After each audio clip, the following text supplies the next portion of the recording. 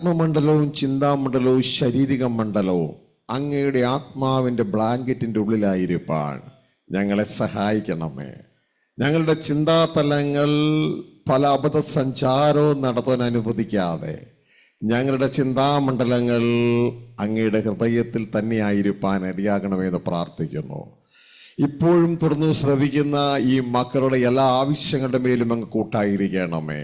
അവരുടെ ഭാരങ്ങളെ അങ്ങ് ഏറ്റെടുത്ത് ഈ കുഞ്ഞുങ്ങളെ അങ്ങയുടെ ലക്ഷ്യത്തിലെത്തിപ്പാൻ ഉപയോഗിക്കണമേ.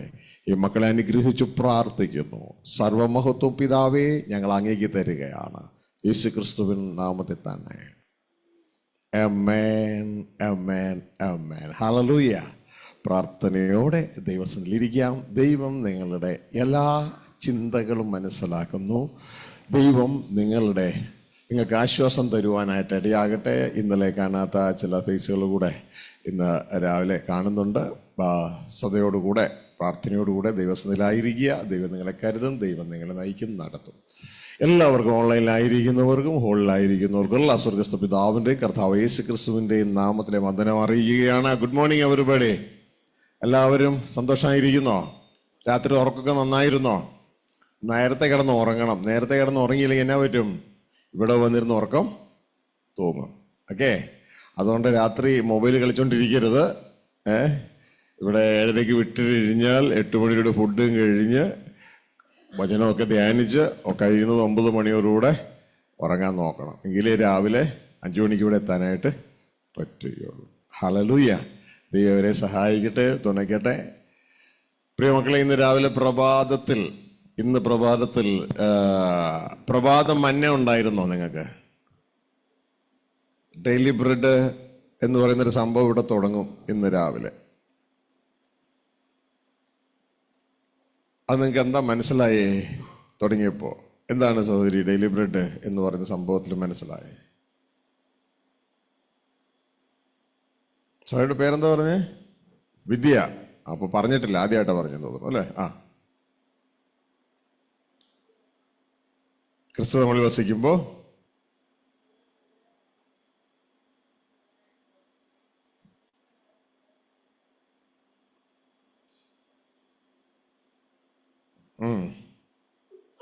ഓക്കെ, ഇരുന്നു. ശ്രദ്ധിച്ചേ, ഇന്ന് രാവിലെ അല്പസമയം ഈ മന്നയെക്കുറിച്ച്, ഭക്ഷണത്തെക്കുറിച്ച് പറയാനായിട്ട് ആഗ്രഹിക്കുകയാണ്. നമ്മളുടെ എല്ലാം ആത്മീയ തലം, നിങ്ങൾ ഏത് ജാതിയിൽപ്പെട്ടതായാലും നമ്മളെല്ലാം ചിന്തിക്കുന്നത്, നമ്മൾ കുറേ പാട്ടുകൾ പാടി ദൈവത്തെ സ്തുതിച്ച് പിന്നെ നമ്മുടെ ആവശ്യങ്ങളൊക്കെ അങ്ങോട്ടൊക്കെ പറഞ്ഞ് അതങ്ങ് മേടിച്ചുകൊണ്ട് പോകുന്ന ഒരു തലമാണ്. അതായത് ഒന്ന് ദൈവത്തെ പുകഴ്ത്തുക. അപ്പോൾ പുകഴ്ചയിൽ ആര് വീഴും? ദൈവം വീഴും. അതിനുശേഷം നമ്മുടെ കാര്യങ്ങളെ അറിയിക്കുക. ഇപ്പോൾ റേഷൻ കടയിൽ പോയാൽ നമ്മുടെ ലിസ്റ്റ് കൊടുക്കുന്ന പോലെ ലിസ്റ്റ് കൊടുക്കുക, സാധനം വാങ്ങിക്കുക, വീട്ടിലേക്ക് തിരിച്ചു പോരുക. ഇതാണ് നമ്മുടെ നല്ലൊരു പങ്കിൻ്റെയും ചിന്ത. ദൈവം അങ്ങനെയൊന്നുമല്ല.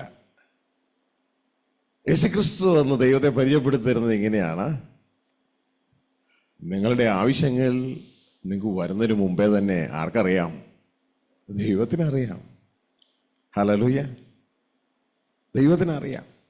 പിന്നെ പുകഴ്ത്തി പറഞ്ഞുകൊണ്ടൊന്നും കിട്ടത്തൊന്നുമില്ല. ശ്രദ്ധിക്കുക, മനസ്സിലാക്കേണ്ട ഒരു കാര്യം, ദൈവം എല്ലാ പുകഴ്ചയ്ക്ക് യോഗ്യനാണ്. കർത്താവ് ഇങ്ങനെയാ പറയുന്നത്: ഈ ജനം അതരം കൊണ്ട് എന്നെ പുകഴ്ത്തുന്നു, പക്ഷെ ഇവരുടെ ഹൃദയം എന്നിൽ നിന്ന് വളരെ അകലെയാണ്. അപ്പോൾ ഇന്നലെ നമ്മളൊരു പാട്ട് പാടിയത് കേട്ടത് ഓർക്കുന്നുണ്ടോ നിങ്ങൾ? ദൈവം നമ്മുടെ പുകഴ്ച വാക്കുകളിലൊന്നും വീഴത്തില്ല. ഹൃദയം അറിയാം. സ്തുതിവാക്കുകളിൽ വീഴാത്തവന് പുകഴ്ചയിൽ, കേട്ടില്ലേ ഇന്നലെ? ഹല്ലേലൂയ. നമ്മുടെ സ്തുതിവാക്കിലൊന്നും വീഴത്തില്ല. മറ്റത് മനുഷ്യരാണ് പുകഴ്ത്തി പറയുമ്പോഴൊക്കെ വീഴുന്നത്. അപ്പോൾ ഇവിടെ ഈ ഡെയിലി ബ്രെഡ് എന്ന് പറയുന്ന ചിന്ത നമുക്ക് തരുന്നതിൻ്റെ ഉദ്ദേശം എന്ന് പറയുന്നത്,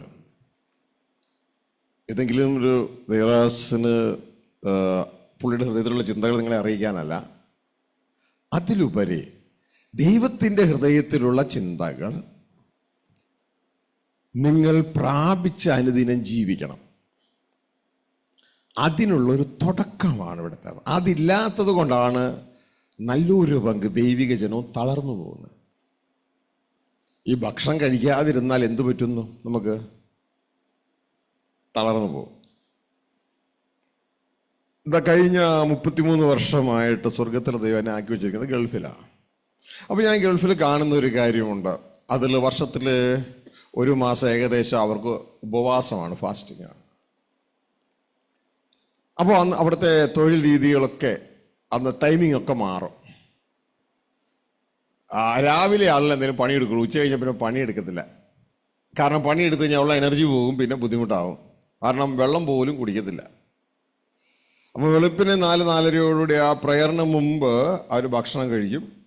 അതോടുകൂടെ ഭക്ഷണം സ്റ്റോപ്പ് ചെയ്യും, വെള്ളം സ്റ്റോപ്പ് ചെയ്യും.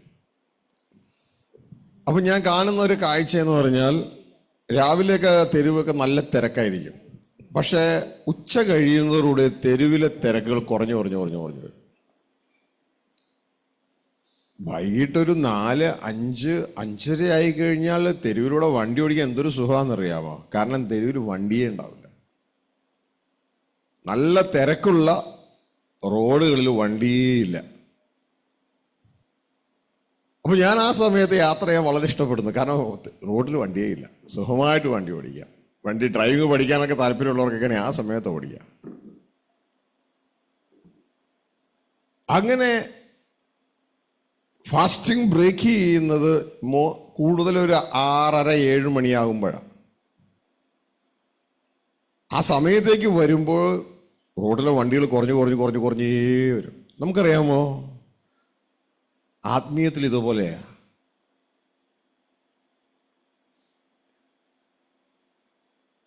ശ്രദ്ധിച്ചിട്ടുണ്ടോ? ഈ സിനിമാ തിയേറ്ററിൽ, നാടക സീറ്റിലൊക്കെ ചെന്ന് ആളുകൾ ഏറ്റവും ഫ്രണ്ടിലേക്ക് വന്നിരിക്കും. ശ്രദ്ധിക്കും, നാടകം കാണാനായിട്ടെ ഏറ്റവും പറ്റിയ ലെവലിൽ ഫ്രണ്ടിലേക്ക് ഏറ്റവും വരും. പക്ഷേ ഒരു പ്രെയർ ഹാളിലേക്ക് വരികയാണെങ്കിൽ ഇവർ കഴിയുന്നതും ഏറ്റവും പുറകെ പിരിക്കും. എന്തുകൊണ്ടായിരിക്കാം അത്? അനുസരിച്ചിട്ടുണ്ടാകത്തില്ല.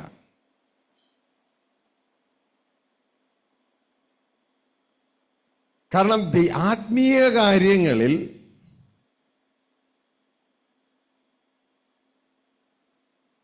ഞങ്ങൾ പിറകിലാണ്. നിങ്ങൾ ശ്രദ്ധിച്ച് കേട്ടിട്ടുണ്ടോ? പലരോടും പ്രാർത്ഥിക്കാൻ പറയുമ്പോൾ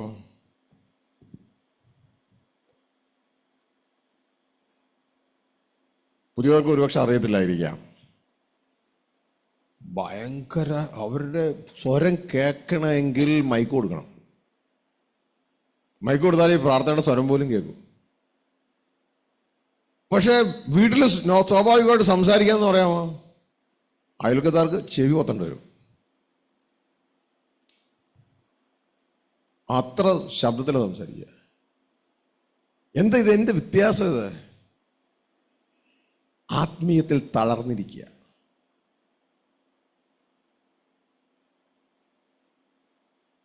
ആത്മീയത്തിൽ ഭക്ഷണം കഴിക്കുന്നില്ല, അതാ വിഷയം.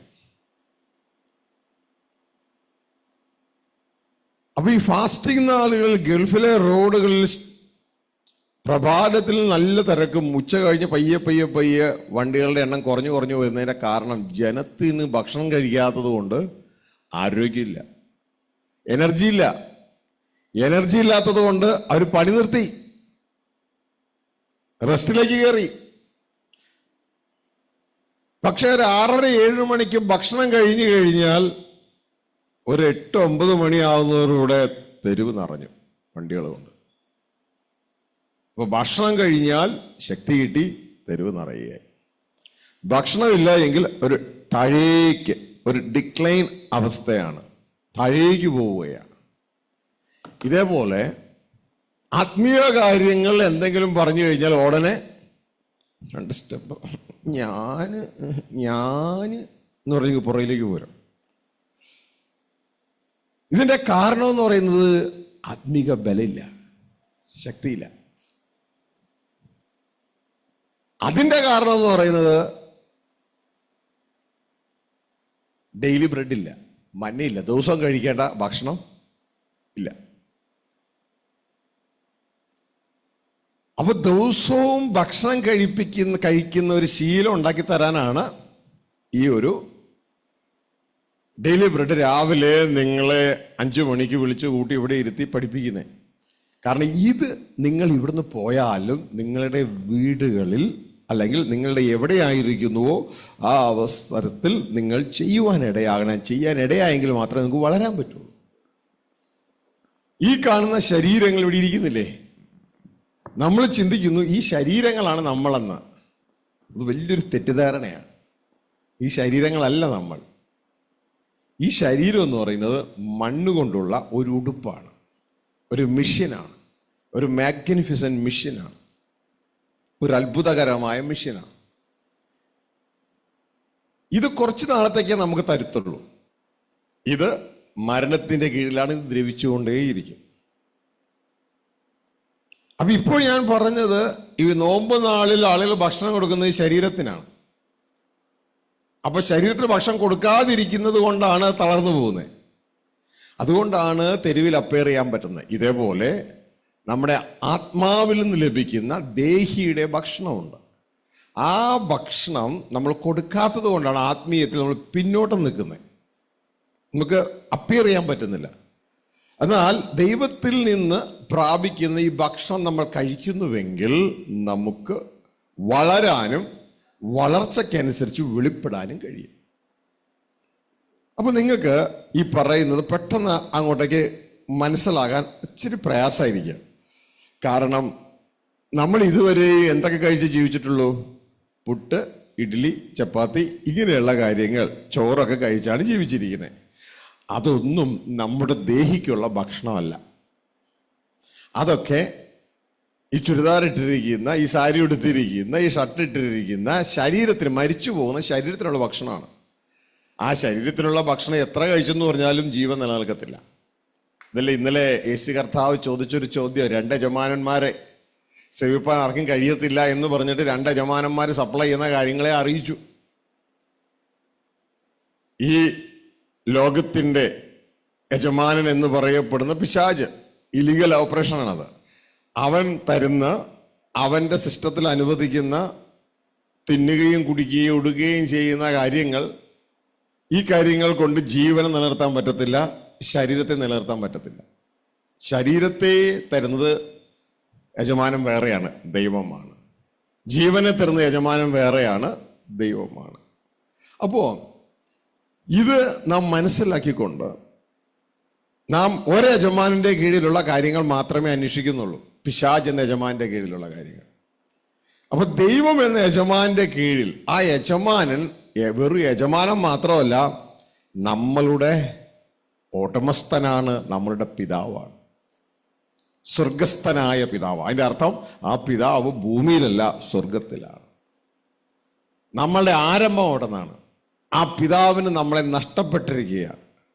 ആ നഷ്ടപ്പെട്ടിരിക്കുന്ന ആ പിതാവ് നമ്മളെ ചേർക്കുവാനായിട്ട് തൻ്റെ മകനെ അയച്ചിരിക്കുകയാണ്. ഹല്ലേലൂയ. നിങ്ങൾക്ക് മനസ്സിലാവുന്നുണ്ടോ? ഹല്ലേലൂയ. രാവിലെ 5 മണിക്ക് വിളിച്ച് എഴുന്നേൽപ്പിച്ചുകൊണ്ട് ഉറക്കം വരുന്നുണ്ടോ? ഉറക്കം വരുന്നവരൊക്കെ കയ്യൊരു ദൈവത്തിനും സ്തുതിച്ചേ.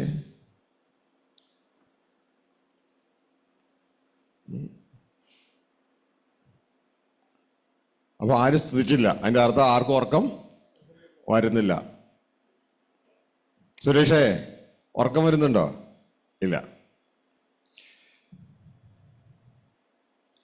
അപ്പൊ ഇവിടെ മനസ്സിലാക്കേണ്ടത്, ഇത് നിങ്ങൾക്ക് കിട്ടുന്നില്ല എങ്കിൽ നിങ്ങൾ ആത്മീകമായി ക്ഷീണിച്ചു പോകും, തളർന്നു പോകും, മരിച്ചു പോകും. അപ്പോ ഇത് നിങ്ങൾക്ക് കിട്ടണം.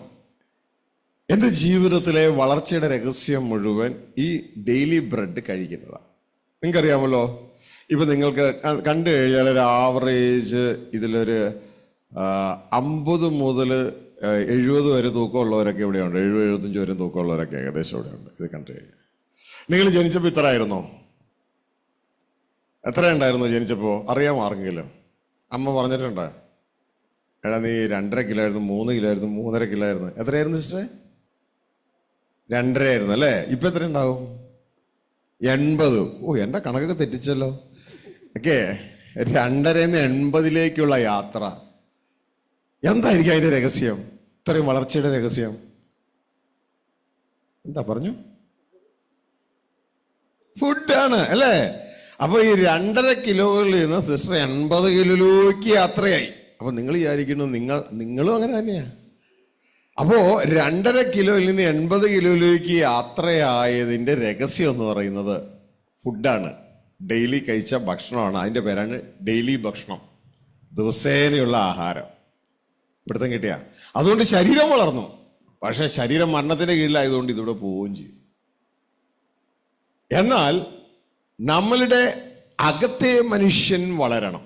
അകത്തെ മനുഷ്യൻ വളരണമെങ്കിൽ അതിന് ദൈവം ആത്മാവിലൂടെ നമുക്ക് തരുന്ന ഭക്ഷണം നമ്മൾ സ്വീകരിക്കണം.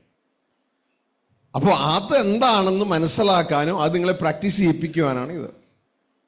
അല്ല, നിങ്ങൾക്കത് അറിയത്തില്ല എങ്കിൽ നിങ്ങൾ ആത്മമണ്ഡലത്തിൽ വളരത്തില്ല. അപ്പോ ഇതുമായുള്ള ബന്ധത്തിലാണ് രാവിലെ ഒരല്പനേരം സംസാരിക്കാനായിട്ട് പോകുന്നത്. അല്ലാതെ നിങ്ങൾ എന്തെങ്കിലും ഒരു വചനം ധ്യാനിച്ചു പോകുന്നതിനല്ല. എന്തുകൊണ്ടാണ് നാം ഈ മന്ന സ്വീകരിക്കേണ്ടത്? ഈ മന്ന സ്വീകരിച്ചാലേ നമുക്ക് നിലനിൽക്കാൻ പറ്റത്തുള്ളൂ.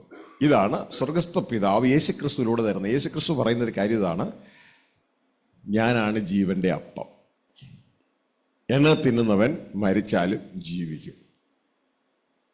അപ്പോ ഇത് വ്യക്തതയോടെ മനസ്സിലാക്കി നമ്മുടെ ജീവിതം ഏറ്റവും സക്സസ്ഫുൾ ആയിട്ട് വരണമെങ്കിൽ നമ്മൾ 2 അപ്പം കഴിക്കണം. ഒരു മനുഷ്യനെന്ന് പറയുന്നത് 2 അപ്പം കഴിക്കണം.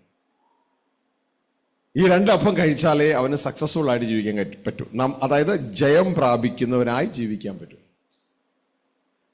യേശു കർത്താവ് ഈ രംഗം പറയുന്നുണ്ട്. നമ്മൾ ഇതൊന്ന് പഠിക്കാൻ വേണ്ടി സ്വർഗത്തിലെ ദൈവം പല രീതിയിലും നമ്മളെ യഥാർത്ഥത്തിൽ പറഞ്ഞു കഴിഞ്ഞാൽ നമ്മുടെ ചിന്തയിൽ ഉപദ്രവമായിരിക്കും വന്നത്. പക്ഷെ ദൈവം പല അവസ്ഥയിലൂടെ നമ്മളെന്ന് കടത്തിവിടും. ആവർത്തന പുസ്തകം 8-ാം അധ്യായം അതിൻ്റെ 2-ാം വാക്യം വായിച്ച്.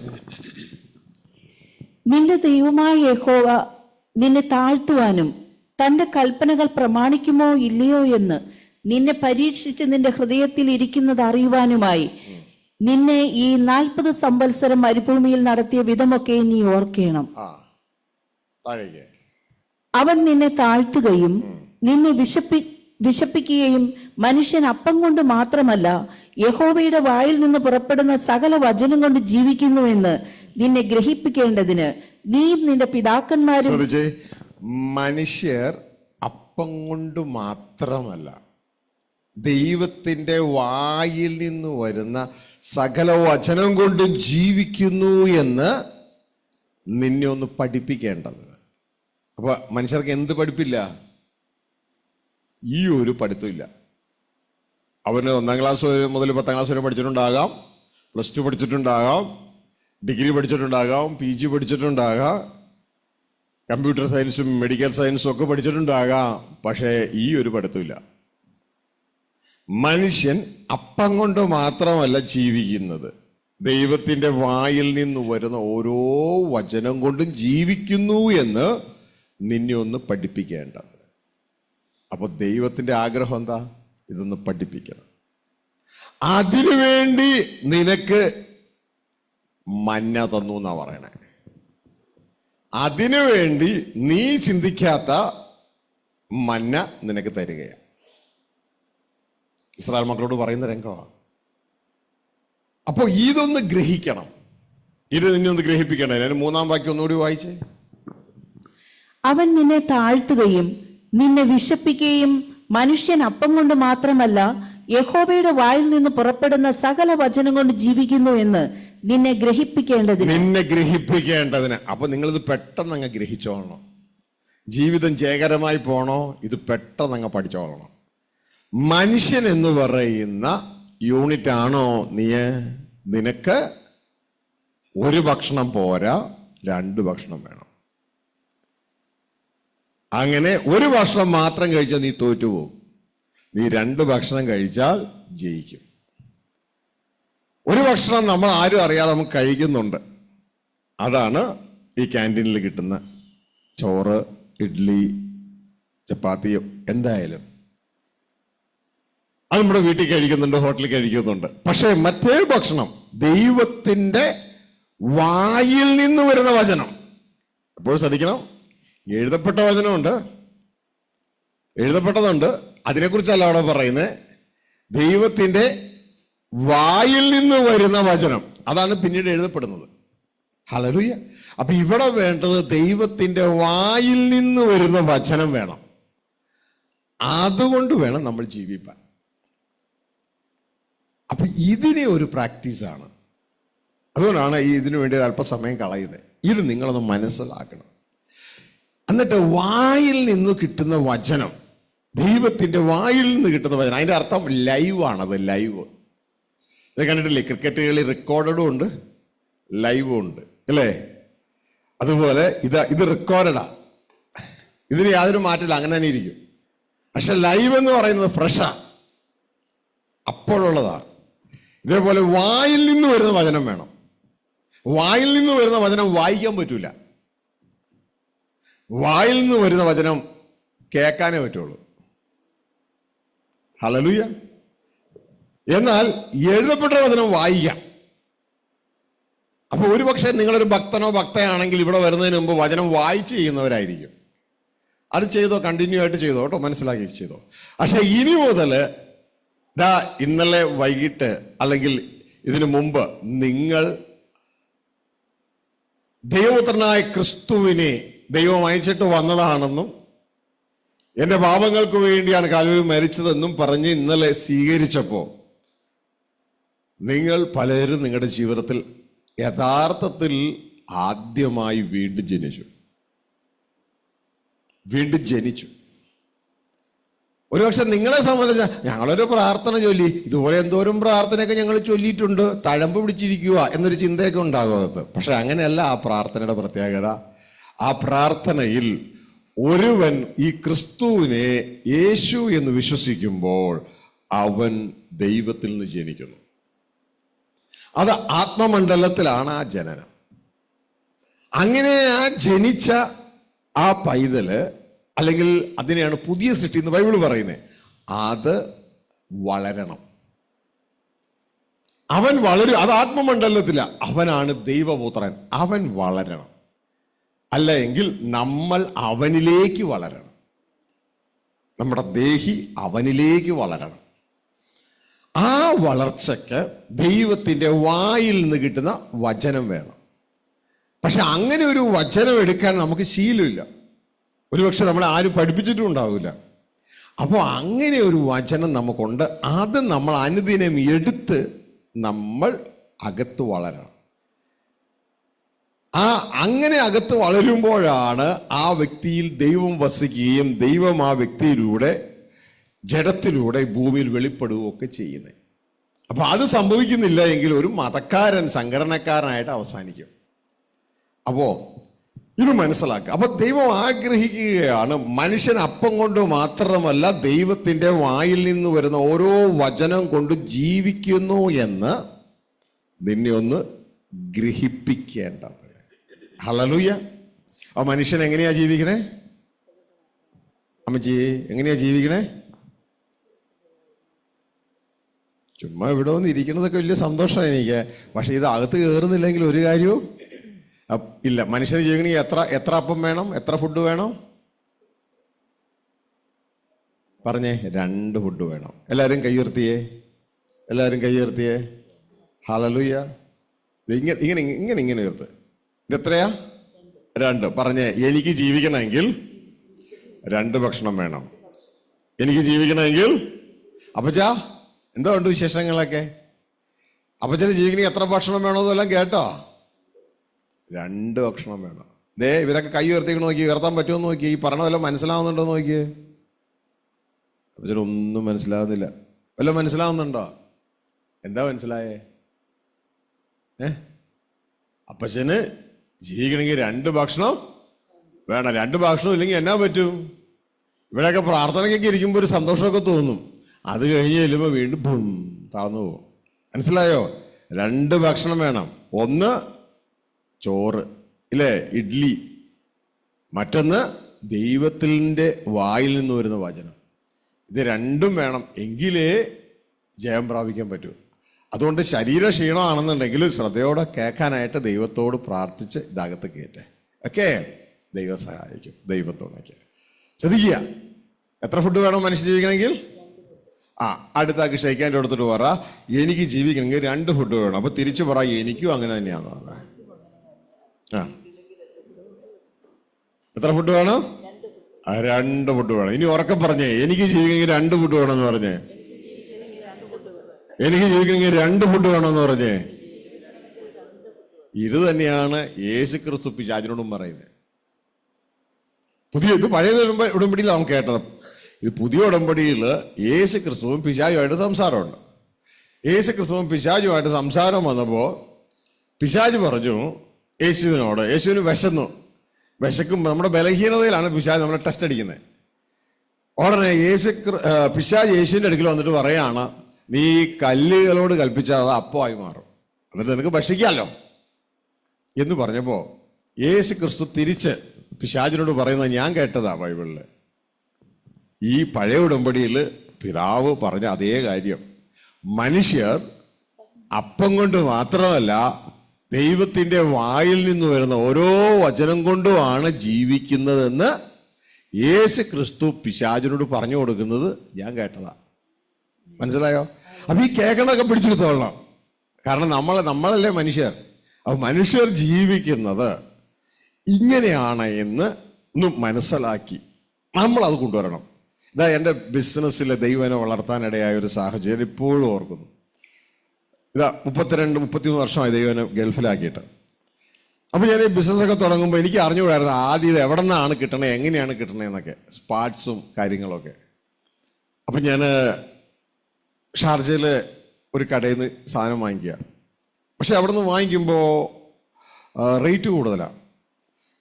അപ്പോൾ അവരെങ്ങനെ ബില്ലെഴുതുക, അന്നത്തെ ഈ ബില്ല് ടൈപ്പിംഗ് ഒന്നും പരിപാടിയല്ല, എല്ലാം ബില്ലെഴുത്താം. അപ്പോൾ ബില്ല് എഴുതുന്ന സമയത്ത് ഏതോ ഒരു ഓഫീസ് കാര്യത്തിന് വേണ്ടി ആ എഴുതുന്ന ആളുടെ അടുക്കൽ അവിടുത്തെ ഒരു സ്റ്റാഫ് ഒരു ഫയൽ കൊണ്ടുവന്നു. ആ ഒരു ഫയൽ കൊണ്ടുവന്നു. അപ്പോൾ എനിക്ക് ബില്ല് എഴുതി തരിക, ഞാൻ സാധനം മേടിച്ചു. അപ്പോൾ ആ ഫയൽ കൊണ്ടുവന്നപ്പോൾ ഫയല് തുറന്നപ്പോൾ ഞാൻ നോക്കുമ്പോൾ ആ ഫയലിലൊരു ബില്ല് കണ്ടു. അപ്പം ആ ബില്ലിൻ്റെ മുകളിൽ എനിക്ക് പെട്ടെന്ന് വായിക്കാൻ പറ്റിയില്ല. അതിലെന്തോ എഴുതിക്കണം, കോപ്പർ ട്രേഡിംഗ് എന്നെന്തോ പറഞ്ഞു, കോപ്പർ എന്ന് പറഞ്ഞുകൊണ്ട് കോപ്പർ ട്രേഡിംഗ്. അതായത് ഇവർ ഈ സ്ഥലത്തു നിന്നാണ് സാധനം വാങ്ങിക്കണേ. ഇതൊരു ഹോൾസെയിൽ കച്ചവടക്കാരാ, പക്ഷെ ഇവർ പറഞ്ഞു തരത്തില്ല. അപ്പൊ ഞാൻ ഈ കോപ്പർ ട്രേഡിംഗ് എന്ന് കണ്ടപ്പോൾ ഇവിടെ നിന്ന് ഞാനിപ്പോൾ ഒരു സാധനം 150 മേടിക്കുകയാണെങ്കിൽ കോപ്പർ ട്രേഡിംഗ് പോയാൽ 50 രൂപയ്ക്ക് കിട്ടും, 50 ദിർഹത്തിന് കിട്ടും. അപ്പോൾ ഞാൻ ഈ കോപ്പർ ട്രേഡിംഗ് എന്ന് കണ്ടു. പിന്നെ ഞാൻ നോക്കുമ്പോൾ കോപ്പർ ട്രേഡിംഗ് എന്ന് പറഞ്ഞൊരു സ്ഥാപനം അവിടെ എങ്ങുമില്ല. തപ്പി ഞാൻ അന്വേഷണം തുടങ്ങി. അവസാനം എനിക്ക് മനസ്സിലായത് ഞാൻ പെട്ടെന്ന് ആ ബിൽഡിങ്ങിനെ തുറക്കുമ്പോൾ കണ്ടെന്നേ ഉള്ളൂ, എനിക്ക് ക്ലിയർ ആയിട്ട് വായിക്കാൻ പറ്റില്ല. അത് കോപ്പർ ട്രേഡിംഗ് അല്ല, കോപ്പിയർ ട്രേഡിംഗ് ആണെന്ന് മനസ്സിലായി. അപ്പൊ ഇവര് തമ്മിൽ സംസാരിക്കുന്നത് ഞാൻ കേട്ടു. ഞാൻ തപ്പി കോപ്പിയർ ട്രേഡിംഗ് കണ്ടുപിടിച്ചു. അത് ദുബായിലായിരുന്നു. പിന്നെ ഞാൻ നേരെ അവിടെ നിന്ന് പോയി സാധനം മേടിക്കാൻ തുടങ്ങി. അപ്പൊ എനിക്ക് ഇവിടെ 150 രൂപയ്ക്ക് തരുന്ന 150 ദിർഹത്തിന് തരുന്ന അവിടെ എനിക്ക് 50 ദിർഹത്തിന് കിട്ടും. പിടുത്തം കിട്ടിയോ? അപ്പൊ ആർക്ക് ലാഭമായി? എനിക്ക് ലാഭമായില്ലേ? ഇവിടെയും ഞാൻ അതുപോലെ ഒന്ന് കണ്ടു, യേശുവും പിശാചും തമ്മിൽ സംസാരിക്കണേ. യേശുവും പിശാചും തമ്മിൽ സംസാരിക്കുന്നത് കേട്ടു. യേശു പിശാചിനോട് പറയാണ്, മനുഷ്യരെന്ന് പറയുന്ന ഈ യൂണിറ്റ് ജീവിക്കുന്നത് 2 അപ്പം കഴിച്ചിട്ടാ. ഒന്ന് ഈ ഭൂമിയിലെ അപ്പം, അതാണ് നമ്മുടെ ചോറ്, ചപ്പാത്തി, ഈ സംഭവങ്ങൾ. മാത്രമല്ല ദൈവത്തിന്റെ വായിൽ നിന്ന് വരുന്ന ഓരോ വചനവും, എഴുതപ്പെട്ട വചനമല്ല, എഴുതപ്പെട്ടത് നമുക്ക് നല്ലത് തന്നെയാ, പക്ഷെ വായിൽ നിന്ന് വരുന്ന വചനം കൊണ്ടാണ് ജീവിക്കുന്നതെന്ന് പറഞ്ഞു കേട്ടു. തുടർന്ന് ഞാൻ തപ്പിപ്പോയി ഈ കോപ്പർ ട്രേഡിങ് അവസാനം കോപ്പിയർ ട്രേഡിംഗ് ആണെന്ന് മനസ്സിലായി. അവിടെ ചെന്ന് സാധനം മേടിക്കാൻ പോയതുപോലെ അങ്ങനെ തപ്പിപ്പോവാൻ ദൈവം ഇടയാക്കി. ചെന്ന് പെട്ടതോടെ അപ്പം കിട്ടാൻ തുടങ്ങി. എൻ്റെ ആത്മീയ വളർച്ച തുടങ്ങി അവിടെ നിന്ന്. അതങ്ങനെ കിട്ടിയ അപ്പത്തിന്റെ ലിസ്റ്റാണ് ഈ പുസ്തകങ്ങളായി മാറിയത്. ഹല്ലേലൂയ. അപ്പോ ഇതാണ് യേശു ക്രിസ്തു. മത്തായി സുവിശേഷം 4:4 നമുക്കത് കാണാൻ പറ്റും. ലൂക്കോസ് സുവിശേഷം 4:4 കാണാൻ പറ്റും. മത്തായി സുവിശേഷം വായിച്ചേ.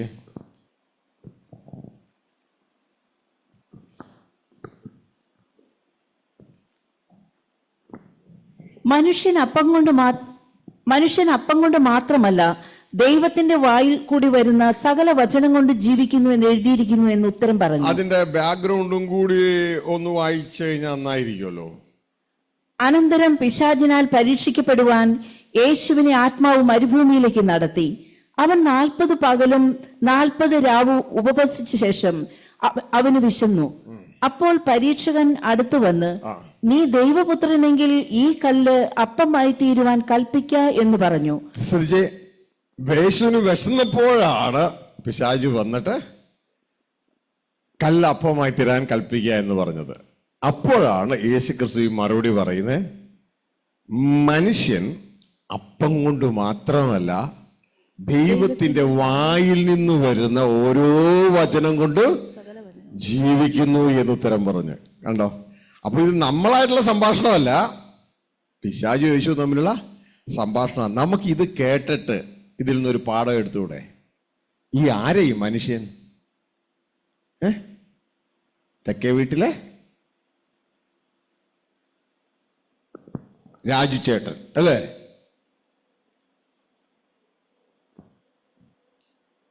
നമ്മളല്ലേ ഈ മനുഷ്യൻ?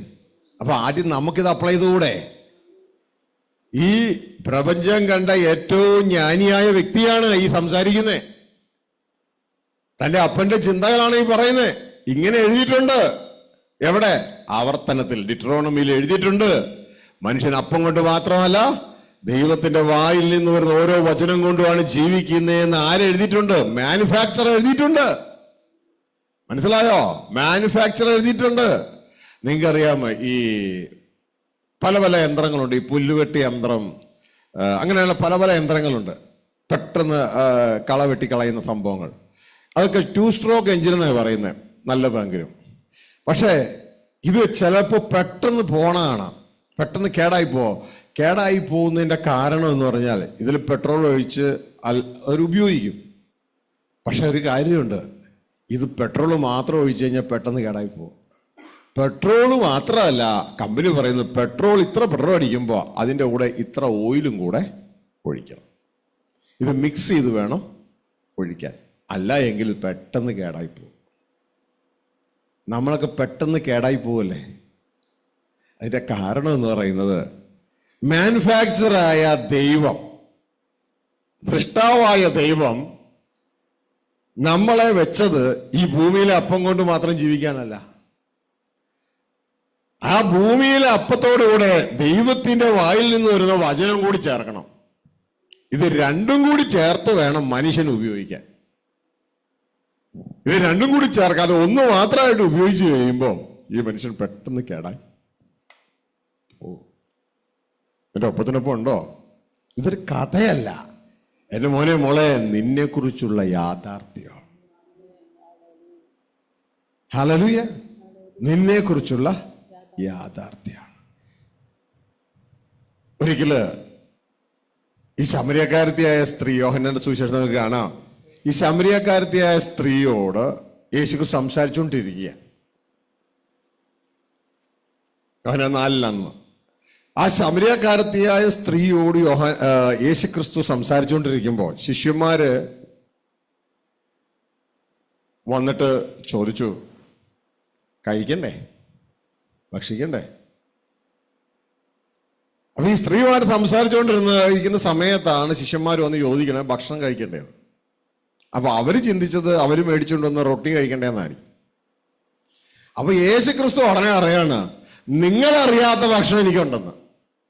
കണ്ട, നിങ്ങളറിയാത്ത ഭക്ഷണം എനിക്കുണ്ടാ. അപ്പൊ അതെന്താണാവോ? എന്റെ പിതാവിന്റെ ചിന്തകളാണ്, പിതാവിന്റെ ഇഷ്ടങ്ങളാണ് ഞാൻ കഴിക്കുന്നത്. പിടുത്തം കിട്ടിയ? അപ്പൊ യേശു കഴിച്ച ഭക്ഷണം നമ്മളും കഴിച്ചാൽ യേശുവിനുണ്ടായ അനുഭവം നമുക്കുണ്ടാവൂലേ? യേശു ആ ഭക്ഷണം കഴിച്ച് ജീവിച്ചത് കൊണ്ട് എന്ത് പറ്റിയെന്നറിയാമോ? ഇവിടെയുള്ള പള്ളിക്കാരെല്ലാം കൂടി പിടിച്ച് യേശുവിനെ തല്ലിക്കൊന്നു. ഒരു ഗുഹയുടെ ഉള്ളില് സംസ്കരിക്കണം എന്ന് പറഞ്ഞു. അടച്ചിട്ട് വലിയൊരു കല്ലുരുട്ടി അങ്ങ് വെച്ചു. പക്ഷെ യേശുക്രിസ്തു ഈ ഭക്ഷണം കഴിക്കാനാണെന്നുള്ളത് ഇവർക്ക് വല്ലതും അറിയോ? യേശുക്രിസ്തു ഈ ഭക്ഷണം കഴിക്കുന്നതായതുകൊണ്ട് മരണത്തിന് പിടിച്ചു നിർത്താൻ പറ്റിയില്ല. മരണത്തെ തകർത്തിട്ട് യേശുവും എഴുന്നേറ്റിങ്ങ് പോകുന്നു. കണ്ടോ? അപ്പൊ ഈ ഭക്ഷണം കഴിക്കുന്നതിന്റെ ഗുണം കണ്ട? നിങ്ങൾ കണ്ടിട്ടില്ല ഈ ചില സ്ഥലത്തൊക്കെ ഈ പേപ്പറിലൂടെയൊക്കെ ഈ ടെണ്ടുൽക്കർ കണ്ടിട്ടുണ്ട? ഈ ടെണ്ടുൽക്കർ ക്രിക്കറ്റ് കളിക്കാരനെ കരച്ചോ പറഞ്ഞേ, എന്നിട്ട് അതിൽ എഴുതുമ്പോൾ എഴുതിയിട്ടുണ്ടാവും Boost is a secret of my energy, ഇല്ലേ? അപ്പൊ യേശുവിന്റെ എനർജിയുടെ രഹസ്യം എന്താ? ഈ മരിച്ചിട്ട് ഉയർത്തെഴുന്നേറ്റതൊക്കെ യേശു പറയാണ്, നിങ്ങളറിയാത്ത ഒരു ഭക്ഷണം എനിക്കുണ്ട്. ആ ഭക്ഷണം ഞാൻ കഴിക്കുക, എന്റെ പിതാവിന്റെ ഇഷ്ടങ്ങൾ ഞാൻ കേൾക്കുന്നു, എന്റെ പിതാവിന്റെ വായിൽ നിന്ന് വരുന്ന വചനം ഞാൻ ചെയ്യുന്നു. അതിൽ നിത്യജീവനുണ്ടെന്ന് നിങ്ങൾക്കറിയാം. അന്ന് പരീക്ഷന്മാരോട് ചോദിക്കുക, എന്റെ പിതാവിന്റെ കൽപ്പനകൾ നിത്യജീവൻ നിങ്ങൾക്ക് അറിയാം, പക്ഷെ നിങ്ങളത് ചെയ്യുന്നില്ല. അപ്പൊ ഇത് നമ്മൾ മനസ്സിലാക്കിയിട്ട് നിങ്ങൾക്ക് ജയകരമായ ജീവിതം ക്രിസ്തുവിനെ പോലെ വേണോ? ഇവൻ ആരെങ്കിലും കൊന്നു കളഞ്ഞാൽ പോലും അവിടെ കിടക്കൂല, എഴുന്നേറ്റ് പോരും. അങ്ങനത്തെ ജയകരമായ ജീവിതം വേണോ? അല്ലാതെ ഈ ലോകത്ത് കുറെ എന്തെങ്കിലുമൊക്കെ ഉണ്ടാക്കി, കുറെ ഫ്ലാറ്റ് ഉണ്ടാക്കി, അതുണ്ടാക്കി, ഇതുണ്ടാക്കി, അവസാനത്തെ കഴിഞ്ഞ ദിവസം കണ്ടില്ല, ഒരൊറ്റ വെടികൊണ്ട് റോയി പോയി, ഇല്ലേ? ഇത് വെടി വെച്ചില്ലേലും എല്ലാവരും പോവും. അങ്ങനെ ഒരു ജീവിതം ജയമല്ല. പക്ഷെ യേശുവിന്റെ ജീവിതം നോക്കിയേ, തന്റെ പള്ളിക്കാരെല്ലാം കൂടി പിടിച്ച് കള്ളക്കേസ് ഉണ്ടാക്കി ഗവൺമെന്റ് കൊടുത്തു. ഗവൺമെന്റ് പറഞ്ഞു ഇവനൊരു കുറ്റവും ചെയ്തിട്ടില്ല എന്ന് പറഞ്ഞു. പള്ളിക്കാർ സമ്മതിച്ചില്ല, കൊന്നേ പറ്റുള്ളൂ എന്ന് പറഞ്ഞു. ഇവനെ ക്രൂശിക്കുക, കള്ളനെ ബറബ്ബാസിനെ വിട്ടാലും കുഴപ്പമില്ല, ഇവനെ ക്രൂശിച്ചു. അങ്ങനെ മനുഷ്യരെ പ്രസാദിപ്പിക്കാൻ വേണ്ടി യേശുവിനെ അന്ന് ഗവൺമെന്റ് കൊല്ലാനായിട്ട് ഇട്ട് കൊടുത്തു. പക്ഷെ കിടക്കുവോ? കാരണം ഭക്ഷണം വേറെ കഴിച്ചേക്കണേ, ഭക്ഷണം വേറെ കഴിച്ചേക്കണേ. അപ്പൊ ഈ ഭക്ഷണം യേശു കഴിച്ചാൽ, ഭക്ഷണം കഴിച്ചാൽ നമ്മുടെ ജീവിതം ജയകരമാവും, നമ്മുടെ ജീവിതം ജയകരമാവും. അപ്പൊ അത് ശീലിക്കണം. അതുകൊണ്ട് ഒരു പ്രാർത്ഥനയ്ക്ക് പോയെന്ന് പറഞ്ഞുകൊണ്ടൊന്നും ജയകരമാകത്തില്ല. പ്രാർത്ഥനയ്ക്ക് പോകണം നല്ലതാ, സത്യസന്ധമായ പ്രാർത്ഥന ആയിരിക്കണം എന്നുള്ളൂ. ഹല്ലേലൂയ. അപ്പൊ എന്റെ പ്രിയ കുഞ്ഞുങ്ങളെ, ഇത് വ്യക്തതയോടെ മനസ്സിലാക്കുക. അപ്പൊ ഈ ഭക്ഷണം നമ്മളും കഴിക്കുക. അത് എടുത്തെങ്കിൽ ഒന്ന് വായിച്ചേ. യോഹന്നാൻ 4:31-32. ശിഷ്യന്മാർ അവനോട്, റബ്ബി, ഭക്ഷിച്ചാലും എന്നപേക്ഷിച്ചു. അതിനവൻ, നിങ്ങൾ അറിയാത്ത ആഹാരം ഭക്ഷിപ്പാൻ എനിക്കുണ്ട് എന്ന് അവരോട് പറഞ്ഞു. അപ്പോ യേശുവിന്റെ ഭാഷയിൽ തന്നെ നമുക്ക് ഈ ഒരാളുടെ വാക്ക് കേൾക്കുമ്പോൾ തന്നെ ഹൃദയം വായിക്കാൻ പറ്റണം. ഒരാളുടെ വാക്ക് കേൾക്കുമ്പോൾ തന്നെ ഹൃദയം വായിക്കാൻ പറ്റണം. അപ്പൊ യേശു പറയാണ്, ഞാൻ കഴിക്കുന്ന അപ്പം നിങ്ങൾക്ക് അറിയത്തില്ല, ഞാൻ കഴിക്കുന്ന അപ്പം നിങ്ങൾക്ക് അറിയത്തില്ല, നിങ്ങൾ അറിയാത്ത ആഹാരം എനിക്കുണ്ടെന്ന്. അപ്പൊ നമുക്ക് എന്തില്ല? ഈ അറിവ് ഇല്ല. നേരത്തെ ഞാൻ ഷാർജയിലെ ആ കമ്പനിയിൽ നിന്ന് സാധനം വാങ്ങിക്കുമ്പോൾ എനിക്ക് അറിയത്തില്ലായിരുന്നു ഇവരെവിടെ നിന്നാ മേടിക്കണേന്നുള്ള കാര്യം. പക്ഷേ പെട്ടെന്ന് എന്റെ മുമ്പിൽ വെച്ച് വേറൊരു ഓഫീസ് സ്റ്റാഫ് തന്റെ ഫയൽ കൊണ്ടു ഡിസ്കസ് ചെയ്യണത് കണ്ടപ്പോ എനിക്ക് പെട്ടെന്ന് അതിലേക്ക് എന്റെ കണ്ണടക്കാൻ ദൈവം സഹായിച്ചു. പിന്നെ ആ ബില്ലിന്റെ ടൈറ്റിൽ നോക്കിയാ ഞാൻ എന്റെ അന്വേഷണം ആ കമ്പനി എവിടെ ഉണ്ടെന്ന്. ഇതേപോലെ തന്നെ യേശുക്രിസ്തു പറയാണ്, പിശാചിനോട് നേരത്തെ പറഞ്ഞതാ, മനുഷ്യൻ അപ്പം കൊണ്ട് മാത്രമല്ല ദൈവത്തിന്റെ വായിൽ ഓരോ വചനം കൊണ്ടാണ് ജീവിക്കണേന്ന്. അത് ഞാൻ കേട്ടതാ.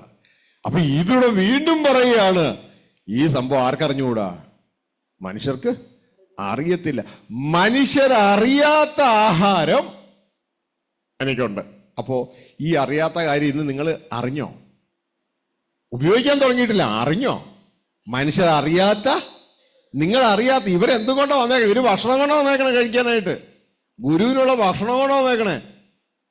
അപ്പോ ഗുരു പറയാണ്, നിങ്ങൾ അറിയാത്ത ആഹാരം എനിക്കുണ്ടെന്നേ. അപ്പൊ ഈ ആഹാരം നമുക്ക് കഴിക്കണ്ടേ? അനീഷേ, ഈ ആഹാരം കഴിക്കണ്ടേ?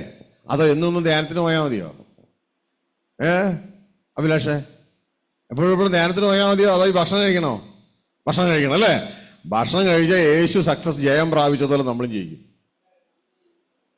മനസ്സിലായോ? മനുഷ്യരറിയാത്ത ആഹാരമുള്ളത്.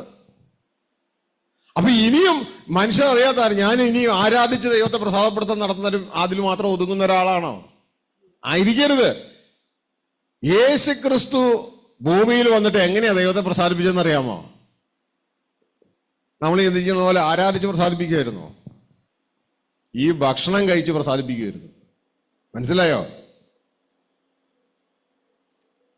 യേശുക്രിസ്തു പറയുന്ന കാര്യം, നിങ്ങൾ അറിയാത്ത ആഹാരം എനിക്കുണ്ട്.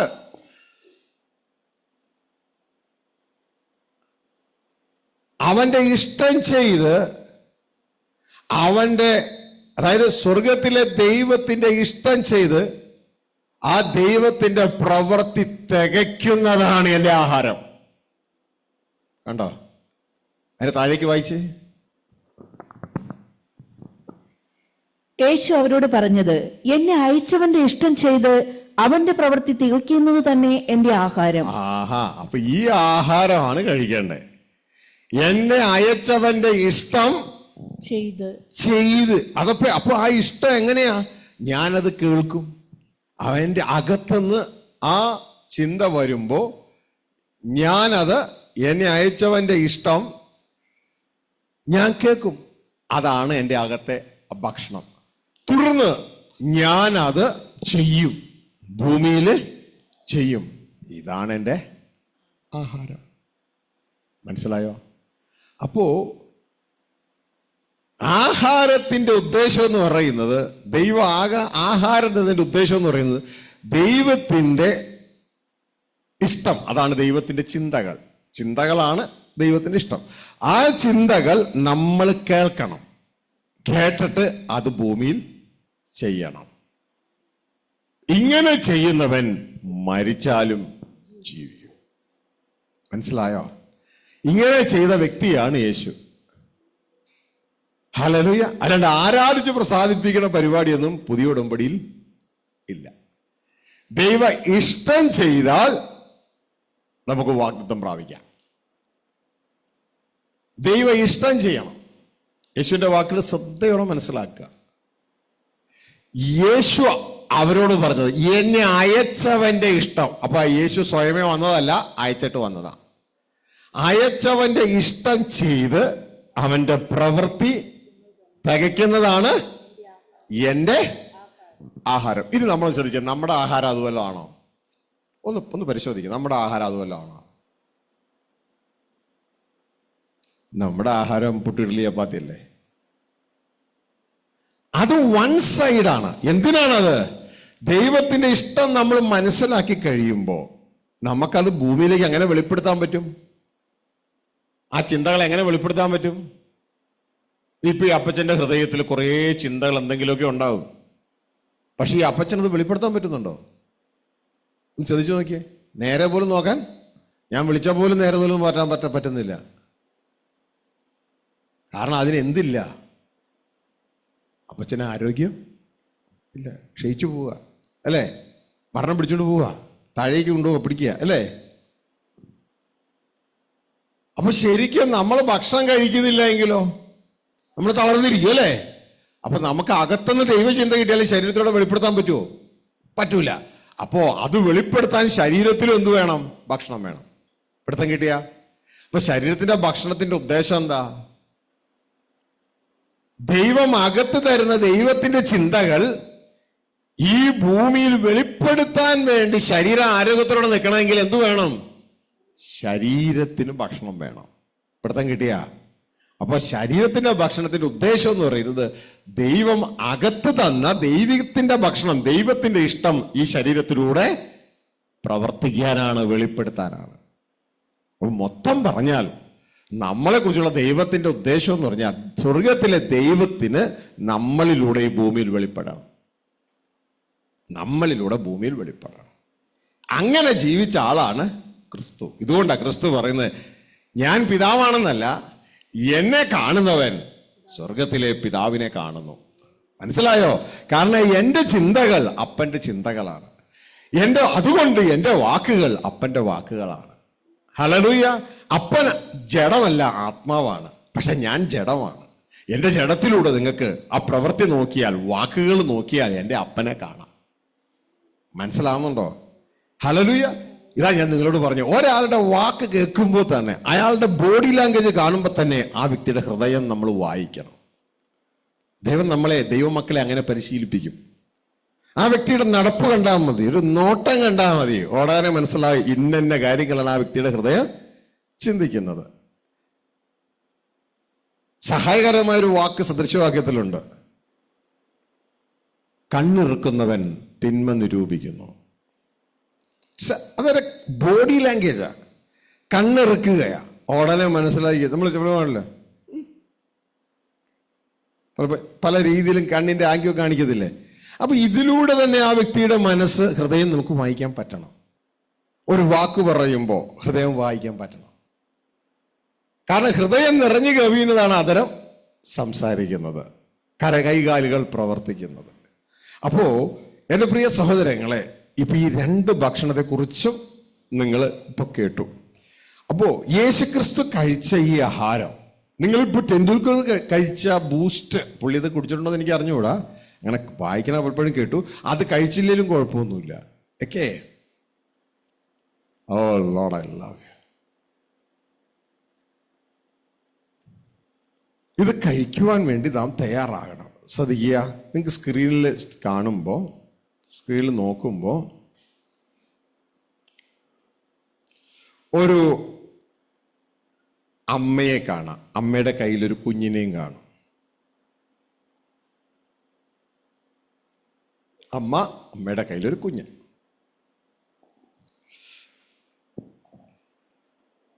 നിങ്ങൾ ഇത് നോക്കുമ്പോൾ the starting point of daily bread for a person, ഒരു ഡെയിലി ഭക്ഷണം ഒരു വ്യക്തിക്ക് എപ്പോഴാണ് കിട്ടാൻ തുടങ്ങുന്നത്? ആ വ്യക്തിയുടെ ജനനത്തോടു കൂടെയാണ്. ജനനത്തോടു കൂടെയാണ്. ഇതിനാണ് പ്രാധാന്യം. ശ്രദ്ധിക്കുക, ഇന്നലെ വൈകിട്ട് നിങ്ങൾ ആ പ്രാർത്ഥന പ്രാർത്ഥിച്ചപ്പോൾ, യേശുവേ അങ്ങ് ദൈവം അയച്ചിട്ട് വന്ന ദൈവപുത്രനാണെന്ന് ഞാൻ വിശ്വസിക്കുന്നു. അങ്ങ് മരിച്ചത് എൻ്റെ പാപത്തിന് വേണ്ടിയാണെന്ന് ഞാൻ വിശ്വസിക്കുന്നു.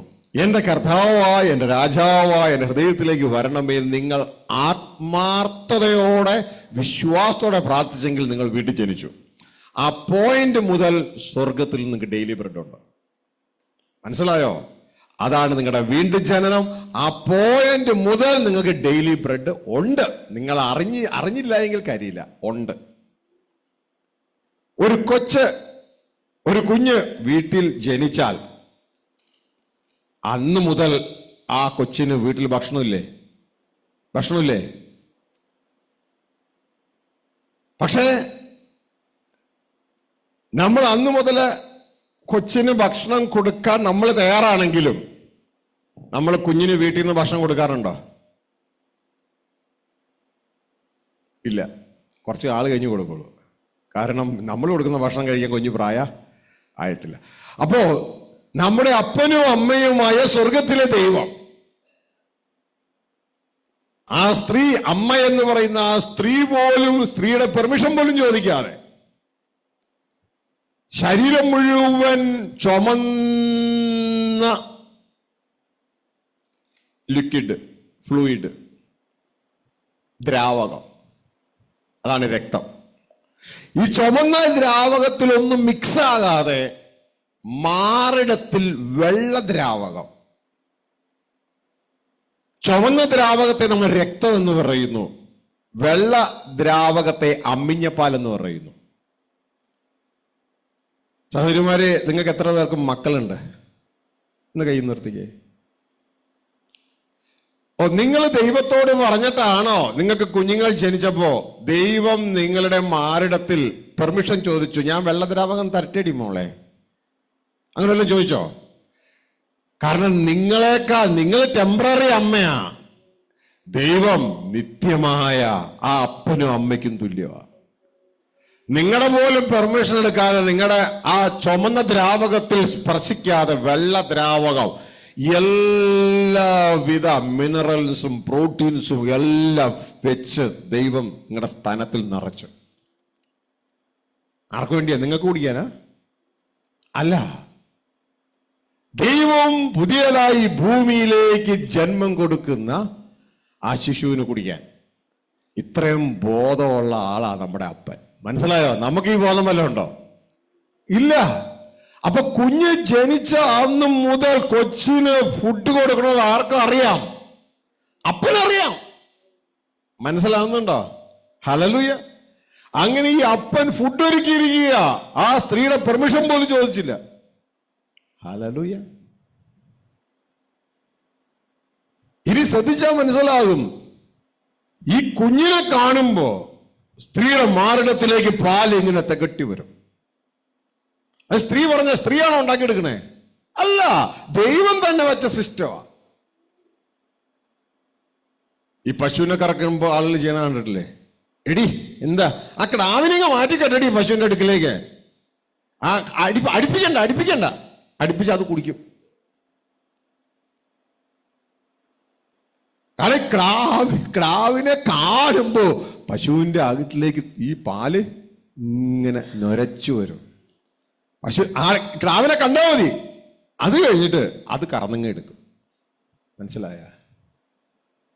ഇതൊക്കെ ആര് വെച്ച സിസ്റ്റമാ? സൃഷ്ടാവ് വെച്ച സിസ്റ്റം. അപ്പൊ സൃഷ്ടാവിനെ അറിയാം, ഒരു മൃഗമാണെങ്കിൽ പോലും അതിനെ ജനിച്ചാൽ എന്ത് കൊടുക്കണം? ആഹാരം കൊടുക്കണം. അത് ഇപ്പോ കാടിയൊന്നും കുടിക്കാറായിട്ടില്ല, ഇപ്പോ അത് ഇതാ കടലപ്പിണ്ണാക്ക് തിന്നാറായിട്ടില്ല. ഇപ്പോ അതിന് വേണ്ടത് വളരെ സോഫ്റ്റ് ആയിട്ടുള്ള ലിക്വിഡ് രൂപത്തിലുള്ള ആഹാരമാണ്. അതുകൊണ്ട് അതിൻ്റെ അമ്മയുടെ ആ സ്തനത്തിൽ ആ ചുമന്ന ദ്രാവകത്തിൽ എങ്ങും മുട്ടാതെ വെള്ള ദ്രാവകം സ്വർഗത്തിലെ ദൈവം ഫിറ്റ് ചെയ്യുക. അങ്ങനെയെങ്കിൽ യേശുക്രിസ്തു പറഞ്ഞു, നിങ്ങൾ എന്തിനാ ഇങ്ങനെ എന്ത് തിന്നു എന്ത് കുടിക്കും പറഞ്ഞ് ഭാരപ്പെടുന്നേ? നോക്കട ആകാശത്തിലെ പറവയിലേക്ക്, അവയ്ക്കൊക്കെ ഭക്ഷണം കൊടുക്കണം. നിന്റെ അപ്പനല്ലേ, നിന്റെ അപ്പനല്ലേ? അങ്ങനെ ഈ മൃഗത്തിനും ഇതാ സകലത്തിനും ഫുഡ് കൊടുക്കാൻ നിന്റെ അപ്പൻ അറിയാമെങ്കിൽ നിനക്ക് എത്ര അധികം തരും? ഇത് പറഞ്ഞിട്ടും വിശ്വാസമകത്ത് വരാത്തത് പലതുങ്ങളും ഉണ്ട്. മനസ്സിലായോ? ദൈവം നിങ്ങളെ സഹായിക്കട്ടെ. ഹല്ലേലൂയ. ഇത് ഓപ്പറേഷൻ നടക്കുന്ന മൊത്തം വിശ്വാസത്താല. ദൈവത്തോട് പറ, ദൈവമേ എന്റെ വിശ്വാസത്തെ അങ്ങ് ജ്വലിപ്പിക്കണമേ. അങ്ങ് ദാനമായിട്ട് തരുന്നതാണല്ലോ അത്. താഴ്മയോടെ നിങ്ങളുടെ ഹൃദയം താഴ്മയോടെ ദൈവത്തോട് പ്രാർത്ഥിക്കണം. ദൈവത്തിന്റെ വചനം പറയുന്നു, ഇല്ലാത്തവൻ ദൈവത്തോട് ചോദിക്കട്ടെ. ഹല്ലേലൂയ. ദൈവം തരുന്നേ, സകല ദാനമായി തരുന്ന ദൈവം തരും. അപ്പോ ഈ അമ്മിഞ്ഞ പാല് ദൈവം ഭൂമിയിലെ താൽക്കാലിക മാതാവിന്റെ സ്തനത്തിൽ വെക്കുന്നുവെങ്കിൽ, ഇതേപോലെ തന്നെ നിനക്ക് വേണ്ട അകത്തെ ഭക്ഷണം സ്വർഗത്തിലെ ദൈവത്തിന് നേരിട്ട് തരാൻ റെഡിയാ. മനസ്സിലായോ? ഇത് പുറത്തെ ഭക്ഷണമാ, ശരീരത്തിന്റെ വളർച്ചയ്ക്കാ. എന്നാൽ കർത്താവ് പറയുകയാണ്, മനുഷ്യൻ അപ്പം കൊണ്ട് മാത്രമല്ല ജീവിക്കുന്നേ, ദൈവത്തിന്റെ വായിൽ നിന്ന് വരുന്ന ഓരോ വചനം കൊണ്ടുമാണ് ജീവിക്കുന്നത്. ഇത് നമ്മളെ ഒന്ന് പഠിപ്പിക്കണമെന്നാ പറയണേ. അപ്പൊ ഇത് പഠിപ്പിക്കാൻ വേണ്ടിയാവും മക്കളെ രാവിലെ ഈ ക്ലാസ്. ഈ പഠിപ്പിച്ചിട്ട് നിങ്ങൾ ഇതിൽ ജീവിക്കാൻ തുടങ്ങണം. അവിടെയാണ് നിങ്ങളുടെ ജീവിതത്തിന്റെ ജയം. ഒരു പക്ഷെ നിങ്ങൾ ചിന്തിക്കും, എനിക്ക് ഇതുവരെ ജയിക്കാൻ പറ്റാത്തത് ഒരുപക്ഷെ ഇതായിരിക്കും കാരണം. അതെ, ഇത് തന്നെയാണ് കാരണം. നിങ്ങൾ കണ്ടിട്ടുണ്ടോ ഏതെങ്കിലും ഒരു പക്ഷി ഒറ്റച്ചിറക് കൊണ്ട് പറന്നിങ്ങനെ ആകാശത്തിലൂടെ പോകുന്നത്? ഇങ്ങനെ പോകുന്ന കണ്ടിട്ടുണ്ടോ? പോകാൻ പറ്റുമോ? പറ്റുമോ? പറ്റൂല. ഒറ്റച്ചിറക് കൊണ്ട് പറക്കാൻ നോക്കി എന്ത് പറ്റും? താഴെ വീഴും. അതല്ലേ ജീവിതത്തിൽ സംഭവിച്ചുകൊണ്ടിരിക്കണേ. ഒരാഹാരം കൊണ്ട് മാത്രം ജീവിക്കാൻ ശ്രമിക്കുകയല്ലേ? യേശു കർത്താവ് പറഞ്ഞെന്താ? മനുഷ്യൻ ജീവിക്കുന്നത് ഒരാഹാരം കൊണ്ടല്ല, രണ്ടാഹാരം കൊണ്ടാണ്. അപ്പൊ ഇതുവരെ ഒരാഹാരം കൊണ്ട് ജീവിക്കാൻ ശ്രമിച്ചു, ഒരാഹാരം കൊണ്ട് ജീവിക്കാൻ ശ്രമിച്ചവരൊക്കെ മരിച്ച് താഴെ വീണു. ഒരാഹാരം കൊണ്ട് ജീവിക്കാൻ ശ്രമിച്ചവരൊക്കെ മരിച്ച് താഴെ വീണു. പക്ഷെ രണ്ടാഹാരം കൊണ്ട് ജീവിച്ച യേശു ക്രിസ്തു മരിച്ചിട്ട് അവിടുന്ന് ഉയർത്തെഴുന്നേറ്റു. ജയം കണ്ടോ? ഇന്നലെ ഇവിടുത്തെ മീറ്റിംഗ് കഴിഞ്ഞിട്ട് ഞങ്ങളുടെ കുടുംബത്തിലെ ഒരു സഹോദരി മരിച്ചു. ഞാൻ അങ്ങോട്ടേക്ക് നേരെ പോയത്. അവിടെ ചെന്നപ്പോൾ ചില കത്തോലിക്ക സഹോദരങ്ങളെ, എൻ്റെ ബന്ധുക്കളാണ്. ഈ മരിച്ച വീടിലും മരണവുമായിട്ട് ബന്ധപ്പെട്ട വീട്ടിലൊക്കെ ഒന്ന് പോകണം നല്ലതാട്ടോ. എന്നെ സംബന്ധിച്ച് അതൊക്കെ വർക്കിംഗ് ഗ്രൗണ്ടാണ്. ഹല്ലേലൂയ. കാരണം അവിടെ ചെല്ലുമ്പോൾ പലരും പല ചോദ്യങ്ങളൊക്കെ ചോദിക്കും. അപ്പൊ ആ ചോദ്യങ്ങൾ ചോദിക്കുമ്പോൾ ഉത്തരം കൊടുക്കാൻ പറ്റും. അപ്പൊ ഇന്നലെ ആ വീട്ടിൽ ചെന്ന് കഴിഞ്ഞപ്പോ എന്റെ കുറച്ച് ബ്രദേഴ്സ് ഉണ്ടായിരുന്നു. അവര് ചില കുടുക്കു ചോദ്യങ്ങൾ, കത്തോലിക്ക സഹോദരങ്ങളാ, കുടുക്കു ചോദ്യങ്ങളൊക്കെ ആയിട്ട് കൊണ്ടുവന്നു. അപ്പോ കത്തോലിക്ക സഹോദരങ്ങളാണെങ്കിലും കുറെ നിരീശ്വരവാദികളുടെ ടൈപ്പാ. കാരണം അവര് സയൻസ് മതം ഇതൊക്കെ വെച്ചിട്ട് ചോദിക്കണം. അവര് യേശുവാണ് ഉയർത്തെഴുന്നേറ്റ് പറഞ്ഞു. യേശുവിന് മുമ്പ് പലരും ഉയർത്തെഴുന്നേറ്റുണ്ട് സഹോദര.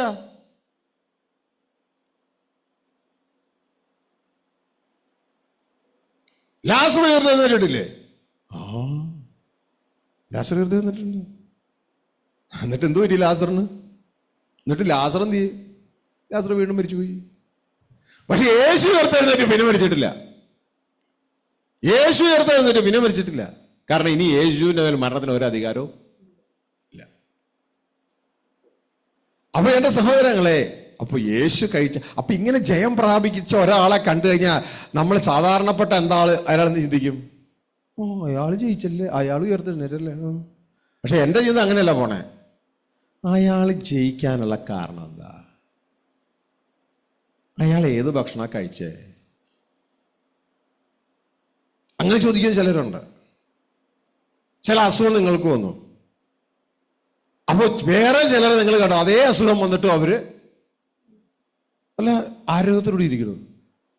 അപ്പൊ നിങ്ങൾ ബുദ്ധിയുള്ളവരാണെങ്കിൽ എന്ത് ചെയ്യുക? അയാളുടെ അടുക്ക് ചെല്ലുമ്പോ നിങ്ങൾ എങ്ങനെയാ ഇതിൽ ജയിച്ചേ? നിങ്ങൾ കഴിക്കുന്ന ആഹാരം ഏതാ ചെയ്യില്ലേ? ഇതേപോലെ യേശു മരിച്ചിട്ട് വെറുതെ നിന്നിട്ടെങ്കിൽ നമ്മൾ അന്വേഷിക്കേണ്ട യേശു കഴിച്ച ആഹാരം ഏതാണെന്നാ. അപ്പൊ യേശു പറഞ്ഞു തരും, നിങ്ങൾ അറിയാത്തൊരു ഭക്ഷണം എനിക്കുണ്ട്. അത് വേറെ ഒന്നുമല്ല, നിങ്ങളോടൊപ്പം ഞാൻ ചപ്പാത്തി, ഇഡ്ഡലി, റൊട്ടിയൊക്കെ കഴിച്ചു. ഓർക്കുന്നുണ്ടോ പത്രോസേ? ഓർക്കുന്നുണ്ടോ? പക്ഷെ നീ കഴിക്കാത്ത വേറൊരു ഭക്ഷണം ഞാൻ കഴിക്കുന്നുണ്ടായിരുന്നു.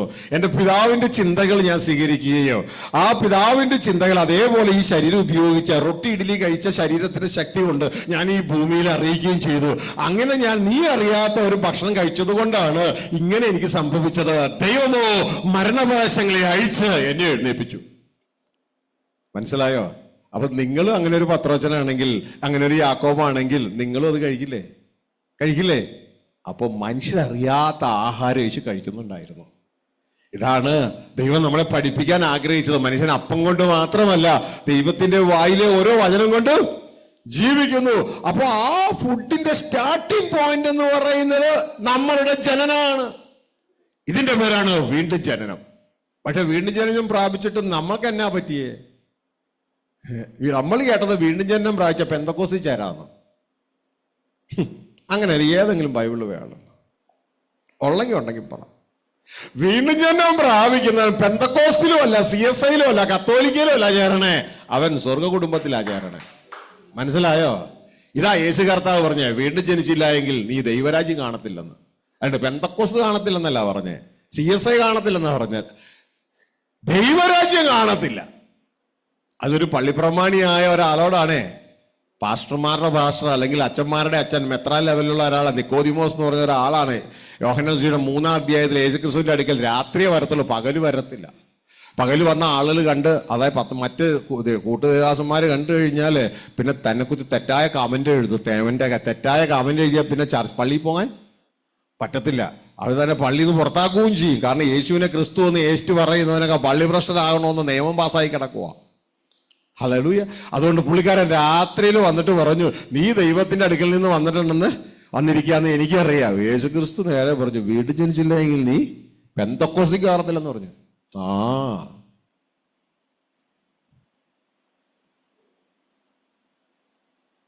ഉടനെ പുള്ളി വീണ്ടും ജനിച്ചു പെന്തക്കോസ്തിൽ ചേർന്നു. അങ്ങനെയല്ല ബൈബിള് പറയുന്നത്. വീണ്ടും ജനിച്ചില്ല എങ്കിൽ നമ്മുടെ തെറ്റുകളാണ്. നമ്മൾ ഈ ഭൂമിയിലെ ഡിനോമിനേഷനെ വെച്ചു അല്ലേ? ഞാൻ പൗലോസിന്റെ ആള്, ഞാൻ ബർന്നബാസിന്റെ ആള്, ഞാൻ അപ്പോളോസിന്റെ ആള്. നിങ്ങളൊക്കെ വെറും ജഡികരാന്ന ബൈബിള് പറയണേ. ഞാൻ CSIയുടെ ആള്, ഞാൻ കത്തോലിക്കന്റെ ആള്, ഞാൻ പെന്തക്കോസ്തിന്റെ ആള്, ഞാൻ ബ്രദറിന്റെ ആള്. ജഡീകർ. വീണ്ടും ജനിച്ചില്ല എങ്കിൽ നീ ദൈവരാജ്യം കാണത്തില്ല. അപ്പൊ വീണ്ടും ജനിക്കണം എങ്ങോട്ടാ? ദൈവരാജ്യത്തിൽ. അന്ന് മുതൽ നിനക്ക് ഫുഡുണ്ട്. അന്ന് മുതൽ ദൈവത്തിൽ നിനക്ക് ഫുഡുണ്ട്. ഒരു കുട്ടിയുടെ വീട്ടിൽ ജനിച്ചാൽ അന്ന് മുതൽ ആ വീട്ടിൽ ഫുഡുണ്ട്. അപ്പം കൊടുത്തില്ലേ സ്വർഗത്തിലെ ദൈവം ആ അമ്മയുടെ മാറിൽ കൊടുത്തിട്ടുണ്ട്. മനസ്സിലായോ? ഹല്ലേലൂയ. അമ്മയ്ക്ക് ആ കുഞ്ഞിന് അമ്മയോട് അട്രാക്ഷൻ കൊടുത്തിട്ടുണ്ട്. ഹല്ലേലൂയ. അതിന്റെ തെളിവാ കുഞ്ഞിനെ കാണുമ്പോൾ തന്നെ സ്തനത്തിലേക്ക് പാല് ഇങ്ങനെ ഇങ്ങനെ ഇങ്ങനെ ഇളകി അങ്ങ് വരുന്നേ. ഹല്ലേലൂയ. അത് കൊടുക്കുമ്പോൾ അമ്മയ്ക്കുള്ള സന്തോഷവും സുഖവും ദൈവത്തിന് നമുക്ക് തരുമ്പോൾ വളരെ സന്തോഷാ. ഇതാണ് പറഞ്ഞത്, മനുഷ്യൻ അപ്പം കൊണ്ട് മാത്രമല്ല ദൈവത്തിന്റെ വായിൽ നിന്ന് വരുന്ന ഓരോ വചനം കൊണ്ടും ആ ജീവിക്കുന്നത്. ഇത് തിരിച്ചറിയണം. ഹല്ലേലൂയ. ഈ ലോകത്തിലെ സംഘടനകളും ഇതൊക്കെ അവിടെ നിന്നോട്ടെ, അതൊക്കെ അവിടെ നിന്നോട്ടെ. അതിനൊന്നും കുറ്റം പറയാനോ പിടിക്കാനോ പോകണ്ട. പകരം നമ്മൾ മനസ്സിലാക്കേണ്ട, നമ്മൾ വീണ്ടും ജനിച്ചത് എങ്ങോട്ടേക്കാ? വീണ്ടും ജനിച്ചത് എവിടെയാ സഹോദര? സുരേഷ, വീണ്ടും ജനിച്ചത് എവിടെയാ? ദൈവരാജ്യത്തിൽ അല്ലേ? ഭൂമിയിലല്ല. ഭൂമിയിൽ ജനിച്ചത് ശരീരം അമ്മയുടെ വയറ്റിൽ നിന്ന്. പക്ഷെ വീണ്ടും ജനിച്ചത് ദൈവത്തിൽ നിന്നാ, അമ്മയുടെ വയറ്റിൽ നിന്നല്ല, ദൈവത്തിൽ നിന്നാ. ഇതുകൊണ്ടാണ് യേശുക്രിസ്തു ആ പുള്ളിക്കാരനോട് വീണ്ടും ജനിക്കണമെന്ന് ചോദിച്ചാൽ പുള്ളിക്കാരൻ ഉടനെ തന്നെ നിക്കോദിമോസ്, പരീശന്മാരിൽ പ്രമാണി എന്ന് വെച്ചാൽ അച്ഛന്മാരുടെ മുകളിൽ അച്ഛൻ, നമ്മുടെ ലെവലില്, അദ്ദേഹം പറഞ്ഞു, ഇത്രയും പ്രായം ശേഷം ഇനി അമ്മയുടെ വയറ്റിൽ വീണ്ടും കയറാൻ പറ്റുമോ? യേശു തോറ്റുപോയി. പെട്ടെന്ന് യേശുവിന്റെ വായടഞ്ഞു എന്ന് നമ്മൾ ചിന്തിച്ചു അല്ലേ? ഈ ജഡീകമായ രീതിയിലാണ് നമ്മൾ ചിന്തിക്കുന്ന മുഴുവൻ യേശുവിന്റെ വാക്കുകൾ. യേശുക്രിസ്തു ഉടനെ പറയുകയാണ്, നീ ഇസ്രായേലിന്റെ ഉപദേഷ്ടാവായിട്ട്. അപ്പൊ പുള്ളിക്കാരൻ ആരാ? ആ പ്രസംഗകനാ. ഇത് കഴിഞ്ഞിട്ടാണ് അടുത്ത കൺവെൻഷന് പ്രസംഗിക്കാൻ പോവാൻ. പ്രസംഗകനാ. ഉപദേഷ്ടാവായിട്ട് നിനക്ക് ഒന്ന് അറിഞ്ഞുകൂടെ എന്ന് പറഞ്ഞ് ആ വ്യക്തിയോട് പറയുകയാണ്, ജഡത്താൽ ജനിച്ചതിനെ കുറിച്ചാ നീ പറയണേ, അമ്മയുടെ വയറ്റിൽ ജനിച്ചതിനെ കുറിച്ചാ നീ പറയണേ.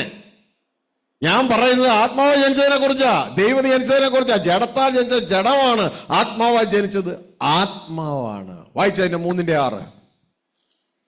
ജഡത്താൽ ജനിച്ചത് ജഡമാകുന്നു, ആത്മാവിനാൽ ജനിച്ചത് ആത്മാവാകുന്നു. യോഹന്നാൻ 3:6. എടോ, നിങ്ങൾ എഴുതിയാൽ മതി. ഇപ്പൊ ബൈബിൾ തുറന്ന് പഠിക്കാനൊന്നും പോകണ്ട.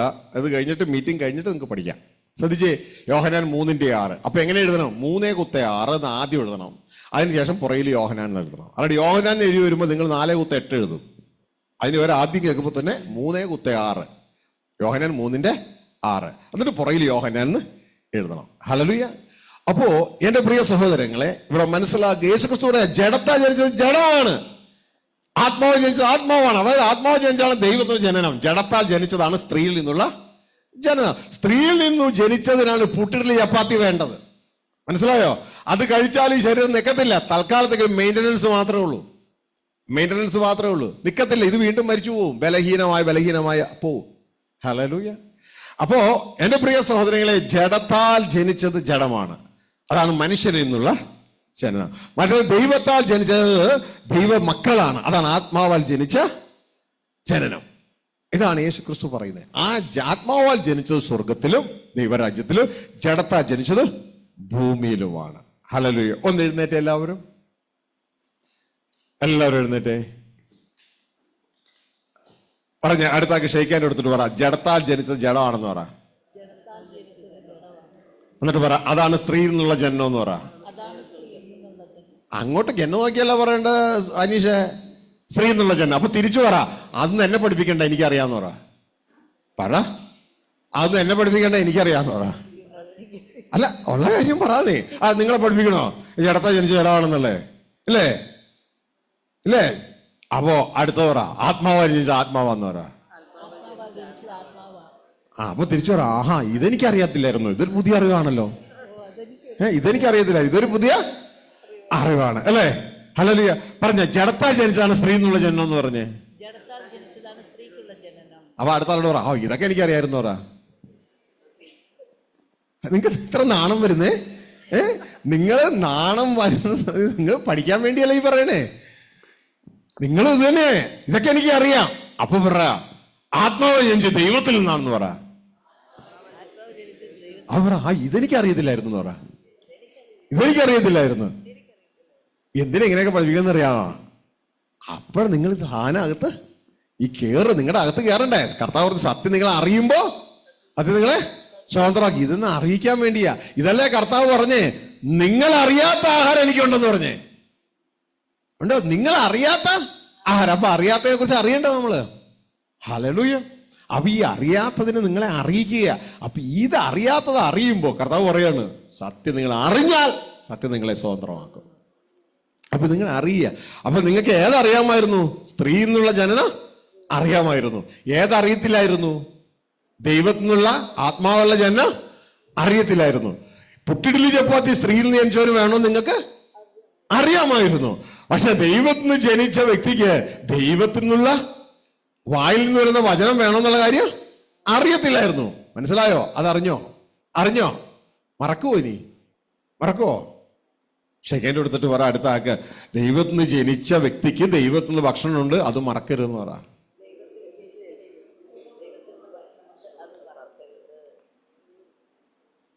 ഇനി സ്ത്രീയിൽ നിന്ന് ജനിച്ച വ്യക്തിക്ക് ഈ ലോകം ഫുഡ് തരുന്നുണ്ട്. ഫുഡ് ഈ ലോകത്തിലെ ഗവൺമെന്റുകളെ അതെവിടെ നിന്ന് തരുന്നേ?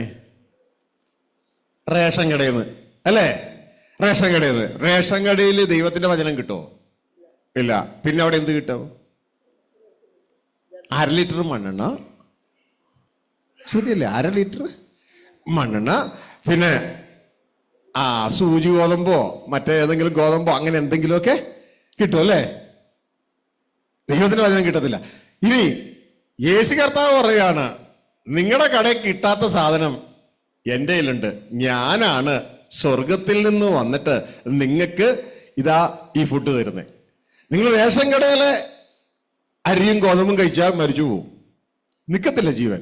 പക്ഷെ യേശു പറയാണ്, ഞാൻ തരുന്ന ഭക്ഷണം കഴിച്ചാൽ നിങ്ങൾ ഒരിക്കലും മരിക്കത്തില്ല. സ്വർഗത്തിലെ പിതാവ് അതിനായിട്ട് എന്നെ മുദ്രയിട്ടിരിക്കുന്നു. നിങ്ങൾ ശ്രദ്ധിച്ചാൽ ഈ റേഷൻ കടയിൽ പോയ എല്ലാത്തിനും മുദ്രയുണ്ട്. ഒരു നമ്പർ ഇട്ടങ്ങനെയുണ്ടോ? അത് ആരും ഇട്ടങ്ങനെ? കേരള ഗവൺമെന്റ് ആണോ? അല്ല, സെൻട്രൽ ഗവൺമെന്റ് ഇട്ടങ്ങനെ മുദ്രയാ. മനസ്സിലാവുന്നുണ്ടോ? യേശു പറയാണ്, ഏറ്റവും വലിയ സെൻട്രൽ ഗവൺമെന്റ് ആയി എന്റെ അപ്പൻ എന്നെ മുദ്ര ചെയ്തിട്ടുണ്ട്. എന്തിനാണെന്നറിയാമോ?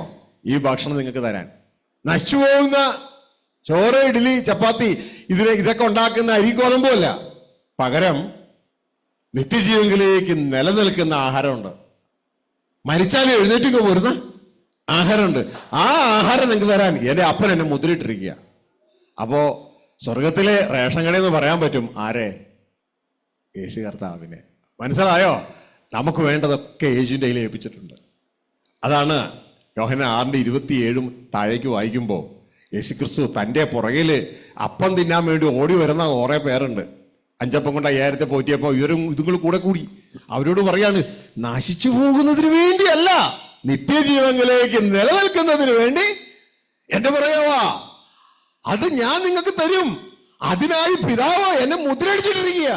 എന്റെ പേര് മുദ്രയുണ്ട്. അവൻ മുദ്രയുള്ളവർക്ക് കൊടുക്കാൻ പറ്റൂ, മുദ്രയില്ലാത്തതിന് കൊടുക്കാൻ പറ്റത്തില്ല. അതിന് യേശു പലർക്കും മുദ്ര കൊടുത്തിട്ടുണ്ട്. Sub dealership. ഹല്ലേലൂയ.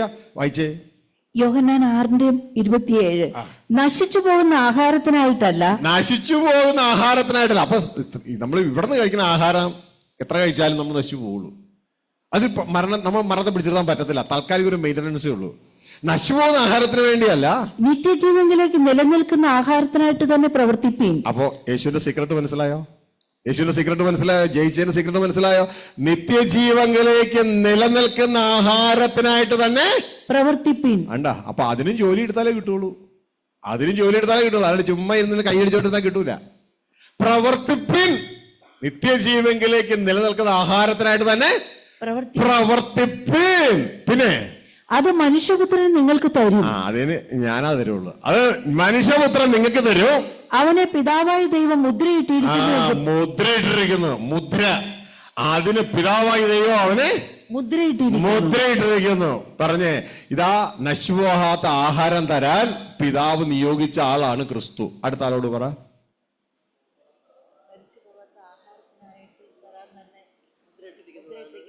മനസ്സിലായി? അപ്പൊ ഇത് എവിടെന്നാ കിട്ടുള്ളൂ? ക്രിസ്തുവിൽ നിന്ന് കിട്ടുള്ളൂ. മനസ്സിലായോ? ഹല്ലേലൂയ. പ്രാർത്ഥനയോടെ ഇരുന്നോ. അപ്പൊ ഇത്ര അകത്ത് കയറിയ ഇത് ക്രിസ്തുവിൽ നിന്ന് കിട്ടും. കാരണം ക്രിസ്തു പറയുകയാണ്, എന്നെ ഇതാ പിതാവ് അതിനുവേണ്ടി മുദ്രയിട്ടിരിക്കുന്നു. ഇനിയിപ്പോ അവരിൽ നിന്ന് മാത്രം ക്രിസ്തുവിൽ നിന്നാണ് മാത്രമാണ് കിട്ടുള്ളൂ? അല്ല, ക്രിസ്തു വീണ്ടും ആളുകളെ മുദ്രയിട്ടിട്ടുണ്ട്. മനസ്സിലായോ? വീണ്ടും തൻ്റെ അപ്പസ്തോലന്മാരെ മുദ്രയിട്ടിട്ടുണ്ട്. എന്റെ പിതാവ് എന്നെ അയച്ചതുപോലെ ഞാൻ നിങ്ങളെ അയക്കുന്നു. കണ്ടോ? ഡീലർഷിപ്പ് വീണ്ടും കൊടുക്കുക, കുത്തി കൊടുക്കുക. പോയി കൊടുത്തിട്ട് വാ. എന്നിട്ട് പറയണം, ഞാൻ നിങ്ങളോട് കൽപ്പിച്ചതൊക്കെയും പ്രമാണിക്കാൻ തക്കാണ് ഉപദേശിച്ചുകൊണ്ട്. അപ്പോ എൻ്റെ പ്രിയ സഹോദരങ്ങളെ, ഈ ഒരു സിസ്റ്റത്തിൽ വേണം നമ്മൾ വളരാൻ. അപ്പൊ സ്റ്റാർട്ടിങ് പോയിന്റ് എന്ന് പറയുന്നത് നമ്മുടെ വീണ്ടും ജനനമാണ്. അപ്പൊ വീണ്ടും ജനനത്തോടുകൂടെ നമുക്ക് ഈ ഫുഡുണ്ട്. ഇതാണ് ഇന്ന് പലരും ഈ ഫുഡ് എങ്ങനെയാ നമുക്ക് കിട്ടുന്നേ? നമ്മൾ ചെയ്യേണ്ട ഫുഡ് അവിടെ ഉണ്ടെങ്കിലും, നമുക്ക് തരാൻ പിതാവ് ഒരുക്കിയിട്ടുണ്ടെങ്കിലും, നമുക്ക് കിട്ടുന്നത് നമ്മൾ ചോദിക്കണം. എന്നാൽ പിശാച് തന്ത്രപൂർവം ഒഴിവാക്കിയ ഒരു സംഭവമാണ് ഇത് ചോദിക്കാൻ യേശുക്രിസ്തു പറഞ്ഞ പ്രാർത്ഥന. അല്ല, ഞാൻ കത്തോലിക്ക സമൂഹത്തിലായിരുന്ന സമയത്ത് അവിടെ ഞങ്ങൾ ഈ പ്രാർത്ഥന ചൊല്ലുമായിരുന്നു. എന്നാൽ അതിൽ നിന്ന് വീണ്ടും ജന അനുഭവത്തിലേക്ക് വന്ന ആ സമൂഹത്തിലേക്ക് കയറി കഴിഞ്ഞപ്പോൾ അവരിൽ പലരും ഈ പ്രാർത്ഥന പ്രാർത്ഥിക്കുന്നില്ല. ഞാൻ പ്രാർത്ഥിക്കാൻ ശ്രമിക്കുമ്പോൾ അവർ നിരുത്സാഹപ്പെടുത്തുക, ഇതൊന്നും പ്രാർത്ഥിക്കണ്ട, ഇതൊക്കെ വെറും സാമ്പിൾ പ്രയറാണ്, പ്രാർത്ഥിക്കണ്ട എന്ന് പറഞ്ഞത്. പക്ഷേ ഇത് വെറും സാമ്പിൾ അല്ല, ഈസ് എ പവർഫുൾ പ്രയർ. ഇതിനേക്കാൾ പവർഫുൾ ആയിട്ടുള്ള പ്രയർ ഇല്ല. ഓൾ ഇൻക്ലൂസീവ് എന്ന് പറയുന്നത് പോലത്തെ പ്രയർ ആയി സാധനം. എല്ലാം ഇൻക്ലൂഡഡ് ആയി ഇതിനുള്ളിൽ. ആത്മീയവും ഭൗതികവും ദൈവ ഇഷ്ടവും ഒക്കെ ഇൻക്ലൂഡഡ് ആണ്. ആ പ്രാർത്ഥനയിൽ ഒരു സ്റ്റേറ്റ്മെന്റ് ആണ്, സ്വർഗസ്ഥനായ പിതാവേ എന്ന് പറഞ്ഞ് ആരംഭിക്കുന്ന ആ പ്രാർത്ഥനയിൽ ഒരു സ്റ്റേറ്റ്മെന്റ് ആണ്, അന്നന്ന് ഞങ്ങൾക്ക് ആവശ്യമുള്ള ആഹാരം ഇന്ന് തരണമേ. അപ്പോ ഇത് നമുക്ക് ലഭിക്കുന്നത് ഓൾറെഡി ഉണ്ടെങ്കിലും നമുക്ക് ലഭിക്കുന്നത് നമ്മൾ ദൈവത്തോട് ചോദിക്കണം, സ്വർഗസ്ഥ പിതാവിനോട് ചോദിക്കണം. അപ്പൊ സ്വർഗസ്ഥ പിതാവിനോട് ചോദിക്കുമ്പോൾ സ്വർഗസ്ഥ പിതാവ് ആഹാരം തരുമ്പോൾ അത് ട്വിൻ പാക്ക് ആയിട്ടാണ് തരുന്നത്. ട്വിൻ ടവേഴ്സ് എന്നൊക്കെ കേട്ടിട്ടുണ്ടോ? 2 ബിൽഡിംഗ് ഒരേപോലെ. ഇതേപോലെ അമേരിക്കയുടെ ട്വിൻ ടവേഴ്സ് ഉണ്ട്, അത് ഇടിച്ച് തകർത്ത് താഴെ കിട്ടും. ഇതേപോലെ പ്രിയ സഹോദരങ്ങളെ, നമുക്ക് ദൈവം ഫുഡ് തരുമ്പോൾ അകത്ത് ഫുഡ് തരും. അകത്ത് ഫുഡ് തന്നാൽ ശ്രദ്ധിച്ച് മനസ്സിലാക്കിക്കോളാം, അകത്തെ ഫുഡും പുറത്തെ ഫുഡും തമ്മിൽ ബന്ധമുണ്ട്. അകത്ത് ഫുഡ് തന്നാൽ അതിന്റെ ഉദ്ദേശം എന്ന് പറയുന്നത് നാം അത് ഈ ഭൂമിയിലേക്ക് കൊടുക്കാനാണ്. ഭൂമിയിലേക്ക് കൊടുക്കാൻ വേണ്ടി തരും, നമുക്ക് വളർച്ചയ്ക്ക് ഉപയോഗിക്കാം. ഭൂമിയിലേക്ക് കൊടുക്കാൻ വേണ്ടി തരുമ്പോൾ ആ ഫുഡ് പുറത്തേക്ക് ഇറക്കാനുള്ള ശരീരത്തിന്റെ ഫുഡും കൂടി നമുക്ക് തരും. മനസ്സിലാവുന്നുണ്ടോ? ആ ഫുഡ് പുറത്തേക്ക് ഇറക്കാനുള്ള ശരീരത്തിന്റെ ഫുഡും കൂടി നിങ്ങൾക്ക് തരും. പെട്ടെന്ന് നിങ്ങൾക്ക് മനസ്സിലാകാൻ വേണ്ടി ഇതാ ഒരു പേപ്പർ, നിങ്ങൾക്കൊരു ജോലി കിട്ടി. നിങ്ങൾക്ക് ജോലിയില്ല, അന്വേഷിച്ച് നടക്കുമ്പോൾ ഒരു ജോലി കിട്ടി. ഒരു ദിവസം ഒരു പേപ്പർ കമ്പനിയുടെ കീഴിലാണ് ഒരു 400 പേപ്പർ ഇടണം. 400 പേപ്പർ രാവിലെ ഇപ്പം എല്ലാ വീടുകളിൽ സ്ഥാപനങ്ങളിലൊക്കെ പോയി ഇട്ടിട്ട് പോകണം. അപ്പോൾ ഈ പേപ്പർ അവർ തന്നു. പേപ്പറിന്റെ കൂടെ അവരെന്തും കൂടി തരും.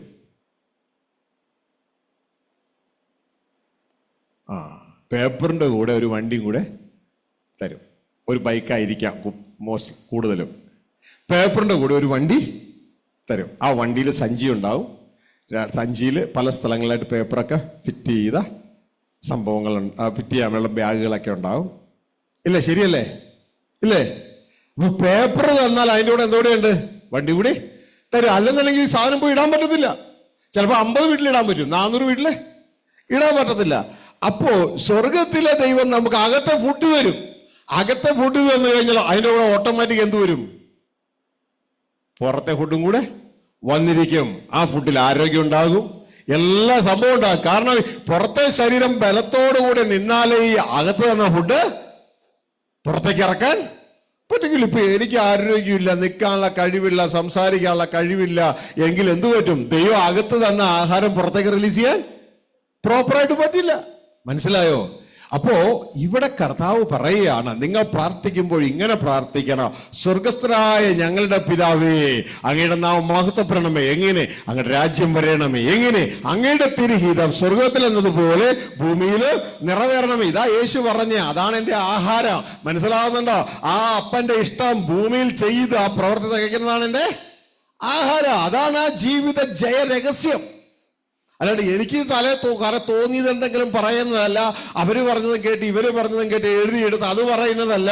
ദൈവത്തിന്റെ ഇഷ്ടം എന്താണോ എൻ്റെ ആത്മാവിൽ ദൈവത്തിന്റെ വായിൽ നിന്ന് വരുന്ന ആ തിരിഹിതം ഞാൻ തിരിച്ചറിഞ്ഞിട്ട് ദൈവം തന്ന ഈ ശരീരം ഉപയോഗിച്ച്, ദൈവം തന്ന ഭൗതിക ഭക്ഷണം കൊണ്ട് ശരീരം ബലപ്പെടുത്തി, ഈ ശരീരത്തിലൂടെ അകത്ത് കിട്ടിയ ആഹാരം പുറത്തേക്ക് അത് ഞാൻ ഉപയോഗിക്കുകയും പുറത്തേക്ക് കൊടുക്കുകയും ചെയ്യുന്നതാണ് എൻ്റെ ജോലി. അങ്ങനെ സ്വർഗത്തിലെ ദൈവത്തിന്റെ ചിന്തകൾ എന്നിലൂടെ ഭൂമിയിൽ വെളിപ്പെടും. പിടുത്തം കിട്ടിയ അവരാണ് ജയിക്കുന്നത്. അവർ 2 ചിറകും കൊണ്ട് പറക്കുന്ന പക്ഷിയെ പോലെയാ. അത് പറന്നു പൊങ്ങും യേശുവെ പോലെ. മനുഷ്യനൊന്നും ചെയ്യാൻ പറ്റത്തില്ല. മനുഷ്യൻ ശരീരത്തെ ഒരുപക്ഷെ കൊല്ലുമായിരിക്കുക. കർത്താവ് സ്വർഗസ്ഥ പിതാവ് ഇതാ പുതിയ ശരീരം കൊടുത്ത് യേശു ഉയർത്തെഴുന്നേൽപ്പിച്ചു. രൂപാന്തരപ്പെട്ട ശരീരം കൊടുത്ത് യേശു ഉയർത്തെഴുന്നേൽപ്പിച്ചു. അപ്പൊ എന്റെ പ്രിയ സഹോദരങ്ങളെ, ഇത് വ്യക്തതയോടെ നമ്മുടെ ജീവിതത്തിൽ നാം തിരിച്ചറിയണം. നിങ്ങൾ എപ്പോഴും കണ്ടിട്ടുണ്ടോ, ആകാശത്തിലൂടെ ഒരു പ്ലെയിൻ പോകുന്നു, നോക്കിയപ്പോ അതിന് ഒരു ചിറകേ ഉള്ളൂ. കണ്ടിട്ടുണ്ടോ? ഇല്ല, ഒരു ചിറകുള്ള പ്ലെയിൻ പറക്കത്തില്ല. നമ്മൾ ഇതുവരെ ഒരു ചിറകുള്ള പ്ലെയിൻ പോലെയാ പറക്കാൻ നോക്കുക. ഒറ്റ ഫുഡ് കൊണ്ട്, പുട്ടുള്ളി ചപ്പാത്തി കൊണ്ട് പൊങ്ങാൻ നോക്കുക, പൊങ്ങൂല, എല്ലാം താഴെപ്പോവും. പക്ഷെ 2 ഫുഡ് കഴിച്ച യേശു ക്രിസ്തു ഇതാ ജയം പ്രാപിച്ചു. യേശു പറയുന്നു, ഇനി മരണത്തിന് എൻ്റെ മേൽ ഒരധികാരവും ഇല്ല. അപ്പോ ഇനി മുതൽ എന്ത് ചെയ്യണം? യേശു കഴിച്ച ഫുഡ് കഴിക്കാൻ തയ്യാറാകണം. ഹല്ലേലൂയ.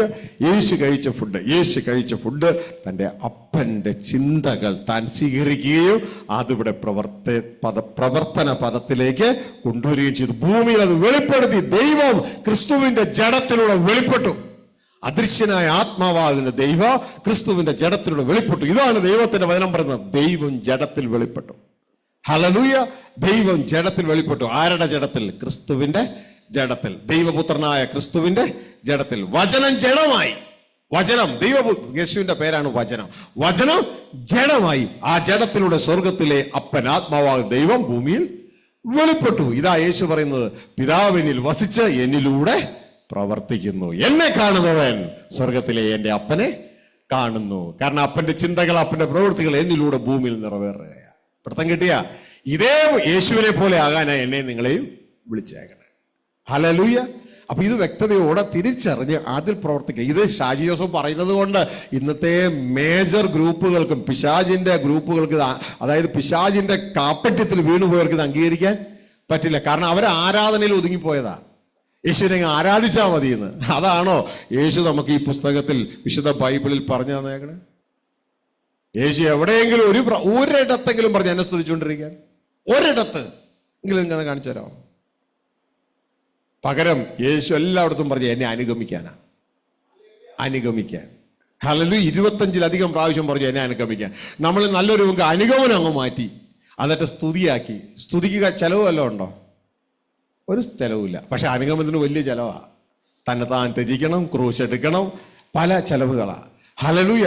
അങ്ങനെ അനുഗമിക്കുമ്പോൾ നാം ക്രിസ്തുവെ ധരിക്കുകയും ക്രിസ്തുവിന്റെ സ്വഭാവമുള്ളവരായി നമ്മൾ വെളിപ്പെടുകയും ചെയ്യും. ദൈവം നമ്മിലൂടെ ഈ ഭൂമിയിൽ വെളിപ്പെടാൻ തുടങ്ങും. ഹല്ലേലൂയ. ക്രിസ്തുവെ സ്തുതിക്കുന്നതോട് തെറ്റുണ്ടോ? ഒരു തെറ്റുമില്ല. ഹല്ലേലൂയ. കാരണം പ്രപഞ്ചത്തിന്റെ രാജാവായി സ്വർഗസ്ഥ പിതാവ് ആക്കി വെച്ചിരിക്കുന്നതാണ്. പക്ഷെ യേശു നമ്മളോട് അതല്ല ആവശ്യപ്പെട്ടത്. യേശു ആവശ്യപ്പെട്ടത് എന്നെ അനുഗമിക്കാനാണ്. മനസ്സിലാവുന്നുണ്ടോ? ഹല്ലേലൂയ. അതുകൊണ്ട് എൻ്റെ പ്രിയ സഹോദരങ്ങളെ, വളരെ ശ്രദ്ധയോടെ ബൈബിൾ എന്താണോ പറഞ്ഞത് അത് ചെയ്യുക. ബൈബിള് പറയാതെ സമൂഹം പിശാചിന്റെ കുഴിയിൽ വീണതാ. അതിന്റെ പുറകെ പോകരുത്. നമ്മളുടെ മാതൃക. ഇന്നലെ ഞാൻ ആ മരണ വീട്ടിൽ ചെന്നപ്പോ എനിക്ക് അടുത്ത ക്വസ്റ്റ്യൻ ഇതായിരുന്നു അവരുടെ. അതായത് കുറേ ചോദ്യങ്ങൾ ചോദിച്ചു, പടപടാതെ ഇങ്ങനെ ചോദിച്ചുകൊണ്ടിരിക്കുക. അവരടുത്ത ചോദ്യം പറഞ്ഞൊരു കാര്യം എന്ന് പറയുന്നത്, ഞങ്ങളുടെ ചേച്ചി മരിച്ചു കിടക്കുക. അപ്പോൾ ആ മരണത്തെക്കുറിച്ച് പറഞ്ഞു കഴിഞ്ഞപ്പോൾ അവർ പറഞ്ഞു, ഇനിയിപ്പോൾ അടുത്തത് എന്തുണ്ട്, അടുത്ത ശുശ്രൂഷകളുണ്ട് എന്നുള്ള രീതിയിൽ സംസാരിച്ചപ്പോൾ അവര് പറയാ കത്തോലിക്ക സഭ പറയുന്നുണ്ടല്ലോ ഇത് മരിച്ചു കഴിഞ്ഞിട്ട് ശുദ്ധീകരണ സ്ഥലമുണ്ട്, ശുദ്ധീകരണ സ്ഥലത്ത് നിന്ന് അങ്ങോട്ട് പോകുന്നുണ്ട്. കത്തോലിക്ക സഭ പറയുന്നുണ്ടല്ലോ. ഞാൻ പറഞ്ഞു കത്തോലിക്ക സഭ എന്ത് പറയുന്നു, പെന്തക്കോസ്ത് സഭ എന്ത് പറയുന്നു, CSI സഭ എന്ത് പറയണം എന്നല്ല കാര്യം, ബൈബിൾ എന്ത് പറയുന്നതാണ് കാര്യം. ബൈബിളിൽ ഇങ്ങനെയാണ് പറയുന്നത്. ഹെബ്രായ ലേഖനം അതിൽ പറയുന്ന ഒരു കാര്യം എന്ന് പറയുന്നത്, അതിന്റെ 12-ാം അധ്യായം 27-ാം വാക്യം ചിന്തിക്കുന്നു.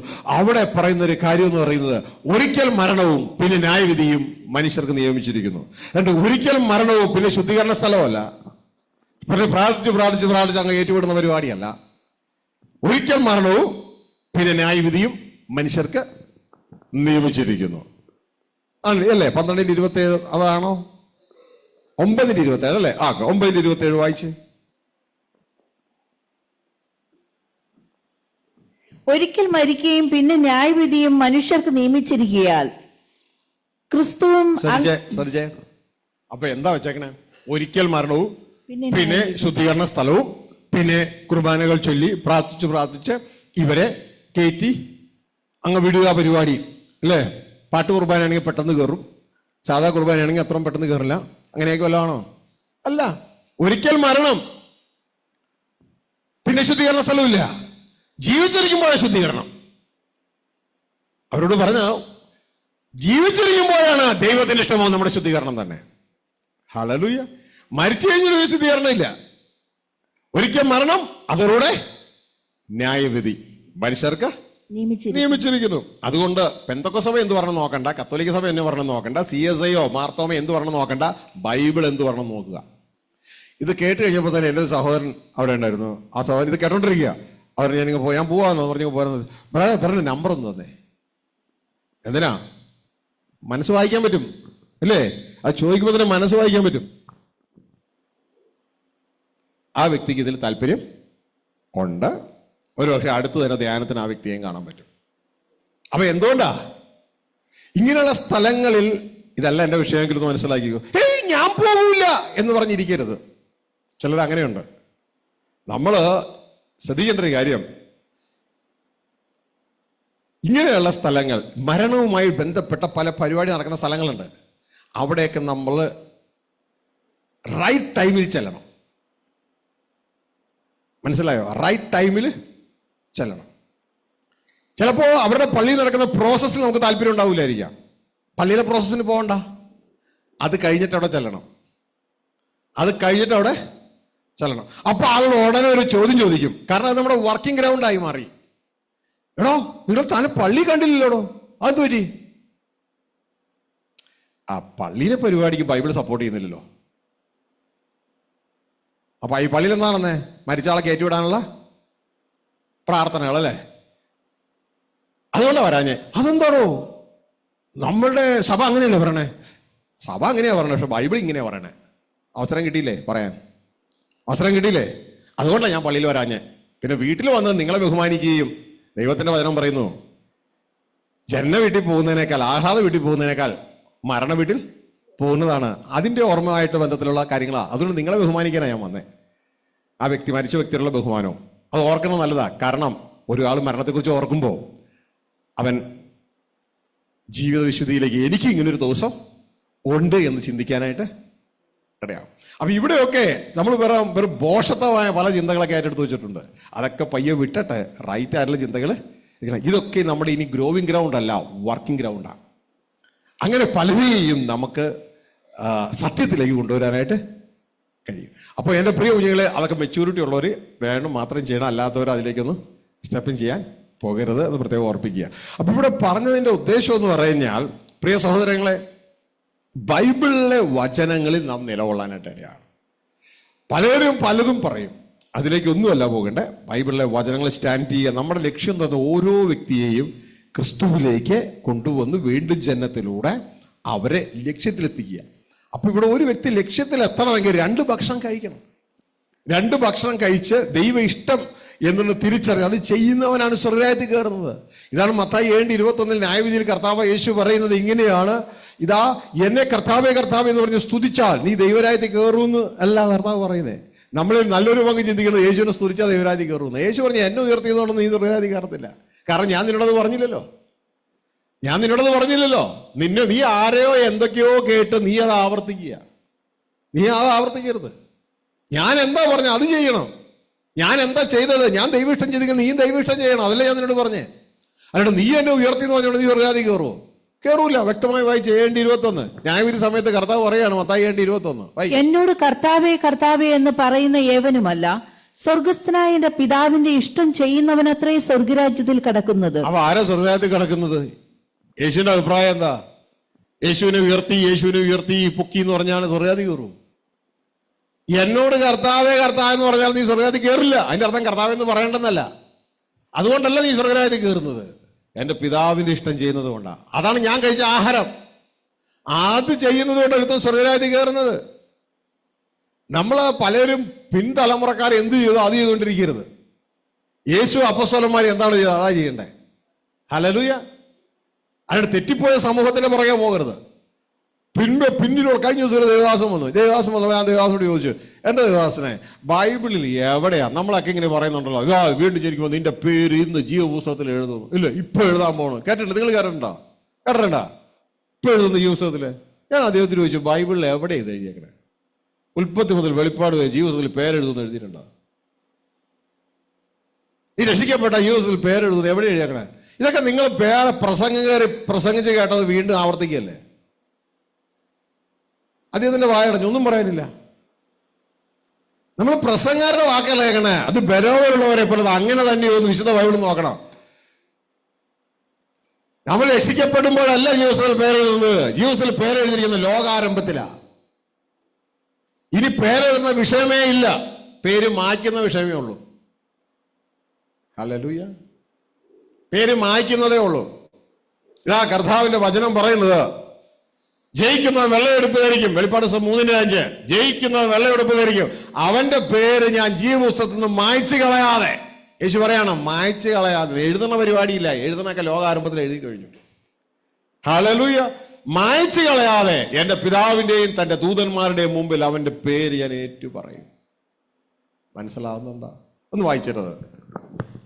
വെളിപ്പാട് 3:5. ജയിക്കുന്നവൻ വെള്ള ഉടുപ്പ് ധരിക്കും, അവന്റെ പേർ ഞാൻ ജീവപുസ്തകത്തിൽ നിന്ന് മായ്ച്ചു കളയാതെ എന്റെ പിതാവിന്റെ സന്നിധിയിലും അവന്റെ ദൂതന്മാരുടെ മുൻപിലും അവന്റെ പേര് ഏറ്റുപറയും. അപ്പൊ ഇനി എന്താ ഉള്ളൂ? മായ്ക്കണ പരിപാടിയേ ഉള്ളൂ. മനസ്സിലായി? വീണ്ടും ജനിക്കുമ്പോൾ ഒന്നും പേരെഴുതുന്നില്ല. ജീവപുസ്തകത്തിൽ ഉള്ളവർക്കാണ് വീണ്ടും ജനിക്കാൻ അവസരമുള്ളത്. ജീവപുസ്തകത്തിൽ പേരെഴുതിയേക്കുന്നവർക്കാണ് വീണ്ടും ജനിക്കാൻ അവസരമുള്ളത്. നിങ്ങൾക്കറിയാമോ, മോശ എന്ന് പറയുന്ന ആൾ വീണ്ടും ജനിച്ചിട്ടൊന്നുമില്ല. പക്ഷെ മോശയുടെ പേര് ജീവപുസ്തകത്തിലുണ്ട്. ഹല്ലേലൂയ. മോശ ഒരിക്കലും ദൈവത്തോട് പറഞ്ഞു, ഇസ്രായേൽ മക്കളോട് നീ ക്ഷമിച്ചില്ലെങ്കിൽ നീ എഴുതിയ പുസ്തകത്തിൽ നിന്ന് എന്റെ പേരങ്ങ് വെട്ടിയേക്കാൻ പറഞ്ഞു. പുറപ്പാട് പുസ്തകത്തിലുണ്ടേ, എന്റെ പേരങ്ങ് വെട്ടിക്കാൻ പറഞ്ഞു. 32 തോന്നുന്നേ, എക്സോഡസ് 32. അപ്പോ ദാ ശ്രദ്ധിച്ചേ, പേരങ്ങ് വെട്ടിയേക്കാൻ ദൈവത്തോട് പറയാം, എന്റെ പേരങ്ങ് വെട്ടിയേക്കാൻ. ഈ ചില പിള്ളേര് അപ്പനോട് പറയത്തില്ലേ, എന്നാ എനിക്കിന്ന് ഭക്ഷണം വേണ്ട, ഞാൻ കഴിക്കത്തില്ല, വാശി പിടിച്ചിരിക്കത്തില്ലേ, എന്റെ പേരങ്ങ് വെട്ടിയേക്കാൻ. ഇപ്പൊ എന്റെ വീട്ടിലൊക്കെ ആണെങ്കിൽ ഭക്ഷണം വേണമെന്നാണ് ഞാൻ പറയും, വേണ്ടെങ്കിൽ വേണ്ട. ദൈവം തിരിച്ചു പറഞ്ഞ എന്റെ ഭാഷ പ്രകാരം നീ പറയുമ്പോൾ പേര് വെട്ടാനും എഴുതാനിരിക്കുന്ന ആളല്ല ഞാൻ. ദൈവം വ്യക്തമായിട്ട് പറഞ്ഞു, എന്നോട് പാപം ചെയ്യുന്നവന്റെ പേര് ഞാൻ വെട്ടിക്കളയും, മാറ്റിക്കളയും. വ്യക്തമായി മോശയോട് പറഞ്ഞു. മോശ വേണ്ടി ജനിച്ചിട്ടില്ല, പക്ഷെ മോശയുടെ പേര് ദൈവത്തിന്റെ പുസ്തകത്തിലുണ്ട്. ഹല്ലേലൂയ. അതാണെങ്കിൽ ഒന്ന് വായിച്ച് പുറപ്പാട് 32. എങ്കിലും നീ അവരുടെ പാപം ക്ഷമിക്കണമേ, അല്ലെങ്കിൽ നീ എഴുതിയ നിന്റെ പുസ്തകത്തിൽ നിന്ന് എന്റെ പേർ മായ്ച്ചു കളയണമേ. എന്റെ പേരങ്ങ് മായ്ച്ചേക്കാൻ. താഴേക്ക്. യഹോവ മോശയോട്, എന്നോട് പാപം ചെയ്തവന്റെ പേർ ഞാൻ എന്റെ പുസ്തകത്തിൽ നിന്ന് മായ്ച്ചു കളയും. അപ്പോ യേശുക്രിസ്തു വന്നിട്ടുമില്ല, ക്രൂശിൽ മരിച്ചിട്ടുമില്ല, ആരും വീണ്ടും ജനിച്ചിട്ടുമില്ല. പക്ഷെ ഈ സമയത്ത് ആരുടെ പേര് ജീവന്റെ പുസ്തകത്തിലുണ്ട്? മോശയുടെ പേര് ജീവന്റെ പുസ്തകത്തിലുണ്ട്. മനസ്സിലാവുന്നുണ്ടോ? ഇനി ദാവീദ് ഇതുപോലെ തന്നെ നമുക്ക് കാണാൻ പറ്റും. അപ്പൊ നമ്മുടെ സബ്ജക്ട് അല്ലാത്തതുകൊണ്ട് അങ്ങോട്ടേക്ക് പോകുന്നില്ല. അപ്പൊ എന്റെ പ്രിയ കുഞ്ഞുങ്ങളെ, നമ്മൾ പല തെറ്റുകളും നമ്മുടെ സമൂഹത്തിൽ നിന്ന് പഠിച്ചിട്ടുണ്ട്. സമൂഹത്തിൽ നിന്ന്, നമ്മുടെ പാരമ്പര്യത്തിൽ നിന്ന്, പിതാക്കന്മാരിൽ നിന്ന് പഠിച്ച ബൈബിൾ പ്രകാരമുള്ളതൊക്കെ ഏറ്റെടുക്കുന്നേ.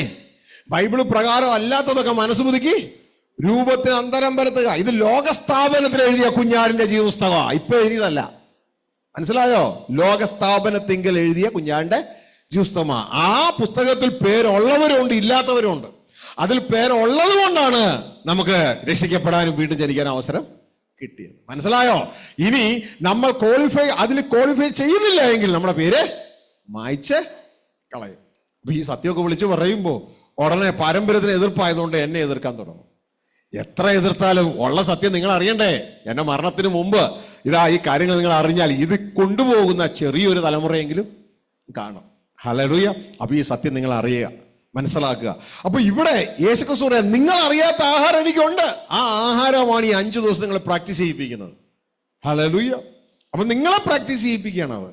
നിങ്ങളെ പ്രാക്ടീസ് ചെയ്ത് നിങ്ങളത് പ്രാപിക്കാനിടയാകും. അപ്പൊ അത് കിട്ടണമെങ്കിൽ നിങ്ങൾ എന്ത് വേണം? യേശുക്രിസ്തു പറയാണ്, നിങ്ങൾ ചോദിക്കണം. ചോദിപ്പിനെന്നാൽ നിങ്ങൾക്ക് ലഭിക്കും. സ്വർഗസ്ഥനായ പിതാവിനോട് നിങ്ങൾ ചോദിക്കണം. ഹല്ലേലൂയ. അപ്പൊ സ്വർഗസ്ഥനായ പിതാവിനോട് ചോദിക്കുമ്പോൾ അത് യേശുക്രിസ്തു മുഖാന്തരം നിങ്ങൾക്ക് കിട്ടും. മനസ്സിലാവുന്നുണ്ടോ? സെൻട്രൽ ഗവൺമെന്റ് റിലീസ് ചെയ്താൽ നിങ്ങൾക്ക് അത് റേഷൻ കട മുഖാന്തരം കിട്ടും. മനസ്സിലാവുന്നുണ്ടോ? ഹല്ലേലൂയ. ഇതേപോലെ യേശുക്രിസ്തു മുഖാന്തരം നിങ്ങൾക്കത് കിട്ടുവാനായിട്ട് ഇടയാകും. അപ്പൊ ഈ ഒരു തിരിച്ചറിവ് നമുക്ക് വേണം. അപ്പൊ ദിവസം എന്ത് ചെയ്തോളണം? ഈ പ്രാർത്ഥന ഞാൻ മിനിമം 2 പ്രാവശ്യം പ്രാർത്ഥിക്കാറുണ്ട്. ഈ പ്രാർത്ഥന ഒരു ദിവസം. പിന്നെ യാത്രയിലൊക്കെ അകത്ത് വരുന്ന ചിന്തയിൽ ഈ പ്രാർത്ഥനയാണ്. അപ്പാ ആഹാരം ഇന്ന് വേണ്ട ആഹാരം. മനസ്സിലാവുന്നുണ്ടോ? അപ്പൊ ചോദിപ്പ് നിങ്ങൾക്ക് കിട്ടും. അപ്പൊ നിങ്ങളുടെ അകത്ത് തെളിഞ്ഞിങ് വരും. അകത്ത് ഈ സംഭവം തെളിഞ്ഞിങ് വരും. ഹൃദയത്തിൽ അകത്ത് ഇത് ഉൾനട്ടതാ. ഇത് പുസ്തകത്തിൽ നട്ടതല്ല. ഇത് ഉള്ളിൽ, നിങ്ങളുടെ ഉള്ളിൽ നടക്കണം. നിങ്ങളുടെ ആത്മാവിൽ നട്ടിട്ടുണ്ട് ഓൾറെഡി. അതുകൊണ്ടാണ് യാക്കോബ് 1:21-22 ഭാഗങ്ങളിൽ പറയുന്നത്, നിങ്ങളുടെ ദേഹികളെ രക്ഷിക്കാൻ കഴിവുള്ള ഉൾനട്ട ആത്മാവിൽ നട്ടിരിക്കുന്ന വചനം സൗമ്യതയോടെ കൈക്കൊള്ളുക. ഉള്ളിൽ നട്ടിരിക്കുക. ഇതിന്റെ പേരാണ് ലോ ഓഫ് ദി സ്പിരിറ്റ് എന്ന് പറയുന്നത്. വായിച്ചേ. യാക്കോബ് 1:21-21. ആകയാൽ എല്ലാ അഴുക്കും ദുഷ്ടതയുടെ ആധിക്യവും വിട്ട് നിങ്ങളുടെ ദേഹിയെ രക്ഷിപ്പാൻ ശക്തിയുള്ളതും ഉൾനട്ടതുമായ വചനം സൗമ്യതയോടെ കൈക്കൊള്ളുവീൻ. അപ്പൊ ഈ വചനം എവിടെ ഉള്ളൂ? ഉള്ളിൽ നട്ടേക്കുക. പുറത്ത് നട്ടതാണ് ബൈബിളിലെ വചന അക്ഷരങ്ങൾ. ഇത് പുറത്ത് നട്ട വചനമല്ല. ഈ പുറത്ത് നട്ട വചനം വായിച്ചു കഴിഞ്ഞാൽ നമുക്ക് അറിവുണ്ടാവും. അറിവുണ്ടാകും. അകത്ത് നട്ട വചനം വായിച്ചു കഴിഞ്ഞാൽ, വചനം നമ്മൾ ചെയ്തു കഴിഞ്ഞാൽ നമുക്ക് അറിവ് മാത്രമല്ല, ജീവനുണ്ടാകും. നമ്മുടെ ദേഹി രക്ഷപ്പെടും. മനസ്സിലാവുന്നുണ്ടോ? രണ്ടിനും വേറെ വേറെയാ. ഇതും ദൈവത്തിന്റെ വചനം തന്നെയാ. പക്ഷെ ഇത് പണ്ട് ദൈവത്തിന്റെ പ്രവാചകന്മാർക്ക് കൊടുത്തിട്ട്, ദൈവത്തിന്റെ അപ്പോസ്തലന്മാർക്ക് കൊടുത്തിട്ട്, ഇത് ഫ്രിഡ്ജിൽ വെച്ചിരിക്കുന്നത് പോലെ ഇതാ എഴുതി വെച്ചിരിക്കുക. ഇതിലൂടെ നമുക്ക് ദൈവത്തിന്റെ ചിന്തകൾ കിട്ടും. പക്ഷെ ജീവൻ കിട്ടത്തില്ല. ജീവൻ കിട്ടണോ? ലൈവ് വേണം. ദൈവത്തിന്റെ വായിൽ നിന്ന് വരുന്ന വചനം അത് നമ്മുടെ ഉള്ളിലുണ്ട്. ഹല്ലേലൂയ. കാരണം ദൈവം നമ്മുടെ അകത്ത് വസിക്കുന്നു. നമ്മുടെ അകത്ത് ദൈവം വസിക്കുന്നത് കൊണ്ട് ദൈവം അവിടെ സംസാരിക്കും. ഇതുകൊണ്ടാണ് നിങ്ങൾ ആ വചനം നമ്മൾ വായിക്കുകയല്ല, കേൾക്കുകയാണ് ചെയ്യുന്നത്. അതുകൊണ്ട് ദൈവത്തിന്റെ വചനം, ഗിരിപ്രഭാഷണം 5:6-7, മത്തായി സുവിശേഷം 5:6-7 കഴിയുമ്പോൾ യേശുക്രിസ്തു പറയാണ്, ഈ വചനങ്ങളെ വായിച്ചു ചെയ്യാനല്ല പറയണേ, ഈ വചനങ്ങളെ കേട്ട് ചെയ്യണം. ഈ വചനങ്ങളെ കേട്ട് ചെയ്യണം. അപ്പൊ വായിച്ചു ചെയ്യുന്ന വചനമുണ്ട്, അതാണ് പുസ്തകത്തിൽ എഴുതിയത്. കേട്ട് ചെയ്യുന്ന വചനമുണ്ട്, അത് വായിലൂടെ പറയുന്നതാണ്.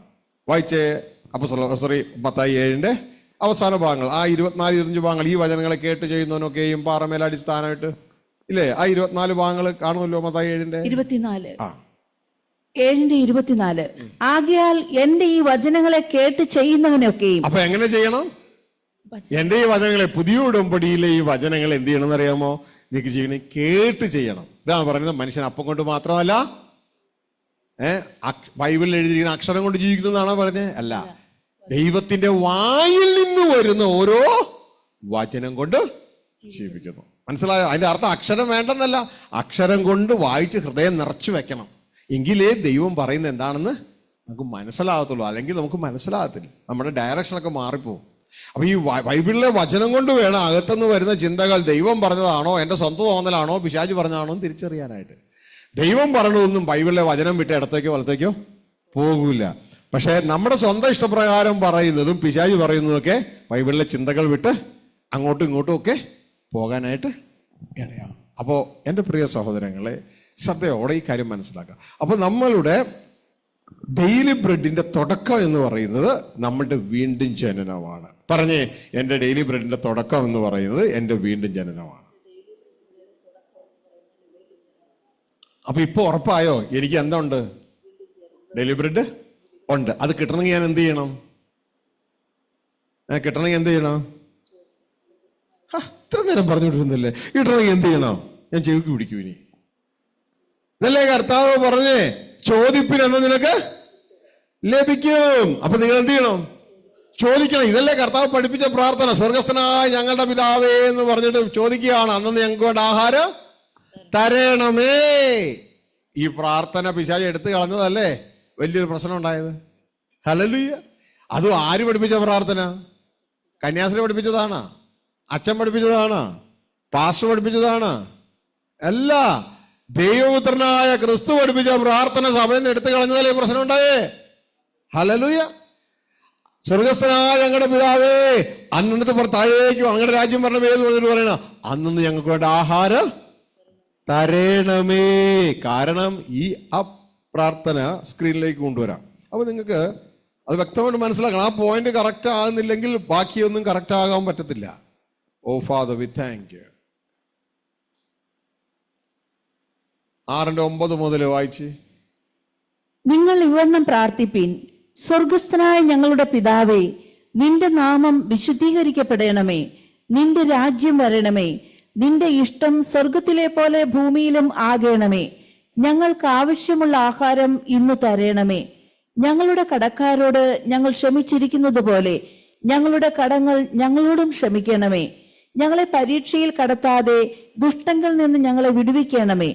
രാജ്യവും ശക്തിയും മഹത്വവും എന്നേക്കും നിനക്കുള്ളതല്ലോ. ആമേൻ. ശ്രദ്ധിച്ചേ, ഇത് യേശുക്രിസ്തു പഠിപ്പിച്ച നിങ്ങൾ ഈ വണ്ണം പ്രാർത്ഥിപ്പേൻ. ഹല്ലേലൂയ.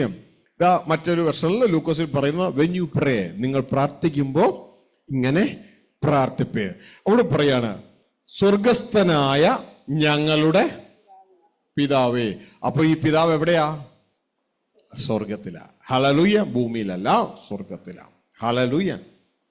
കഴിഞ്ഞ ദിവസം എവിടെ ഒരു കല്യാണത്തിന് പോയപ്പോൾ പെട്ടെന്ന് ഒരാളെ ആ ബിൽഡിംഗ് കാണിച്ചിട്ട് ഞങ്ങൾ പറഞ്ഞു, കല്യാണത്തിനാണോ? അല്ല, കൺവെൻഷന് പോയപ്പോൾ അത് കണ്ടോ ആ ബിൽഡിങ്?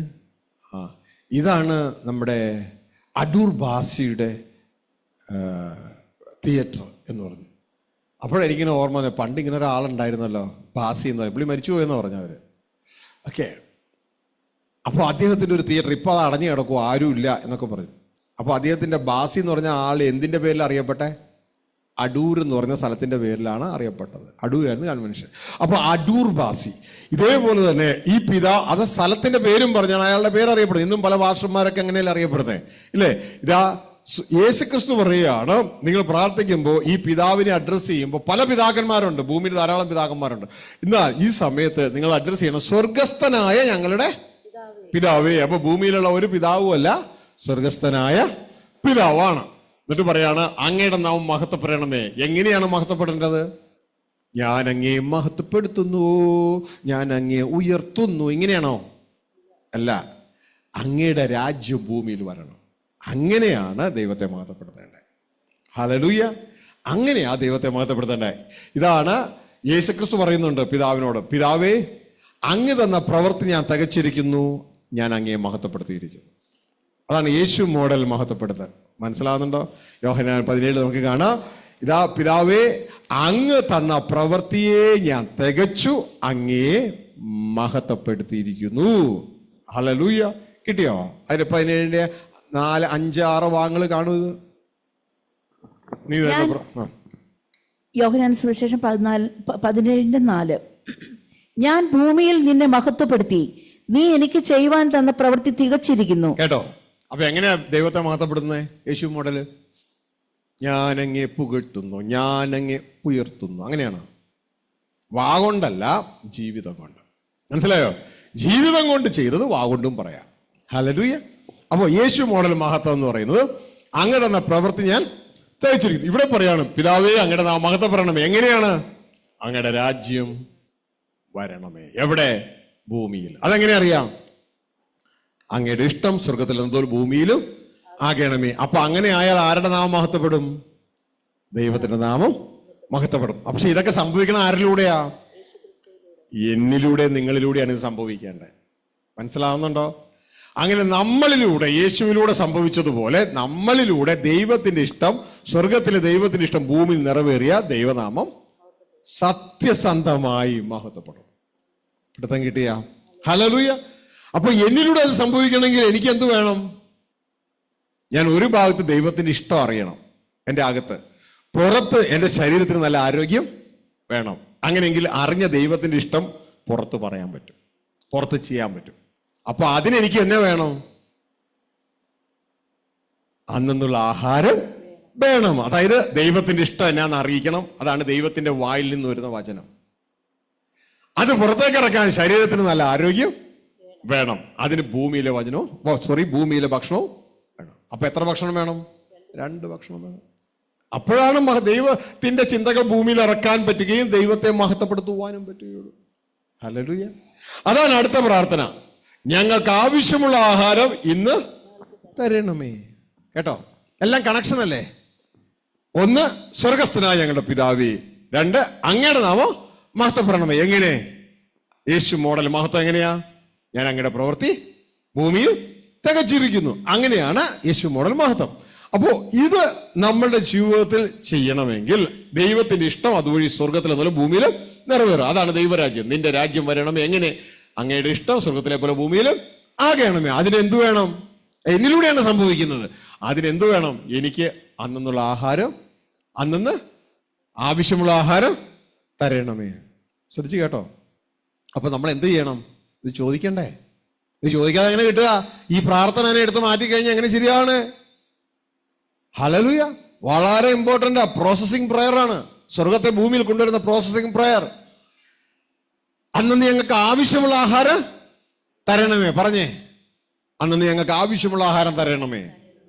എല്ലാവരും ഹല്ലേലൂയ. അന്ന് ഞങ്ങൾക്ക് ആവശ്യമുള്ള ആഹാരം തരണമേ. ഈ അപ്പച്ചനെ ആരെയും സഹായിക്കണം, പുള്ളിക്ക് എടുക്കാനായിട്ട് പറ്റുന്നില്ല. അപ്പോൾ അപ്പച്ചൻ ബ്രദർ ഈ പുറകിൽ പോയിരിക്കാതെ അപ്പച്ചനോട് കൂടിയിരിക്കണം. മനസ്സിലായോ? അതിന് അപ്പച്ചനെ സഹായിക്കണം. അപ്പച്ചന്റെ ബലഹീനതയിൽ തുണം നിൽക്കണം. ഹല്ലേലൂയ. എല്ലാവരും പറഞ്ഞേ, അന്ന് ആവശ്യമുള്ള ആഹാരം തരണമേ. ആവശ്യമുള്ള ആഹാരം തരണമേ. ആരോടാ ചോദിക്കണേ? എന്നോടാ. സ്വർഗസ്ഥ പിതാവിനോട്. സ്വർഗസ്ഥ പിതാവേ, അന്ന് ഞങ്ങൾക്ക് ആവശ്യമുള്ള ആഹാരം തരണമേ. ഇത് ആരാ പഠിപ്പിച്ചു തന്നേ? യേശു കർത്താവ്. വളരെ പ്രാധാന്യം ഉണ്ടെന്നേ.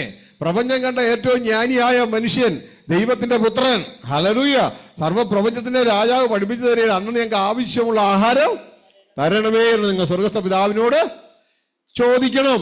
പിടുത്തം കിട്ടിയ? ഹല്ലേലൂയ. അങ്ങനെ സ്വർഗസ്ഥ പിതാവോട് ചോദിക്കുമ്പോ നമ്മൾ മനസ്സിലാക്കണം, ഇതാ സ്വർഗസ്ഥ പിതാവ് നമുക്ക് അന്ന് ആവശ്യമുള്ള ആഹാരം തരും. ഇതിന്റെ പ്രത്യേകത കേട്ടോ. അന്ന് ഞങ്ങൾക്ക് ആവശ്യമുള്ള ആഹാരം, ആഗ്രഹമുള്ള ആഹാരമല്ല, ആവശ്യമുള്ള ആഹാരം. നിങ്ങൾ ശ്രദ്ധിച്ചു കേട്ടോ.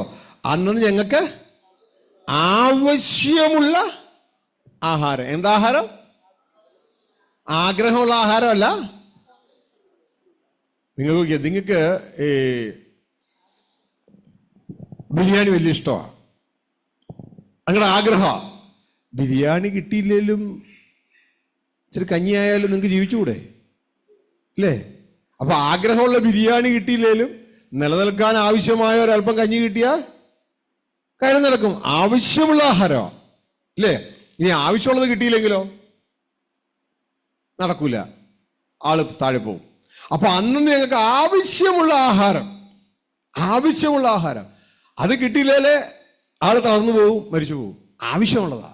അപ്പൊ ഇവിടെ ചോദിക്കുന്നത് ആഗ്രഹമുള്ള ആഹാരമല്ല, ആവശ്യമുള്ള ആഹാരമാണ്.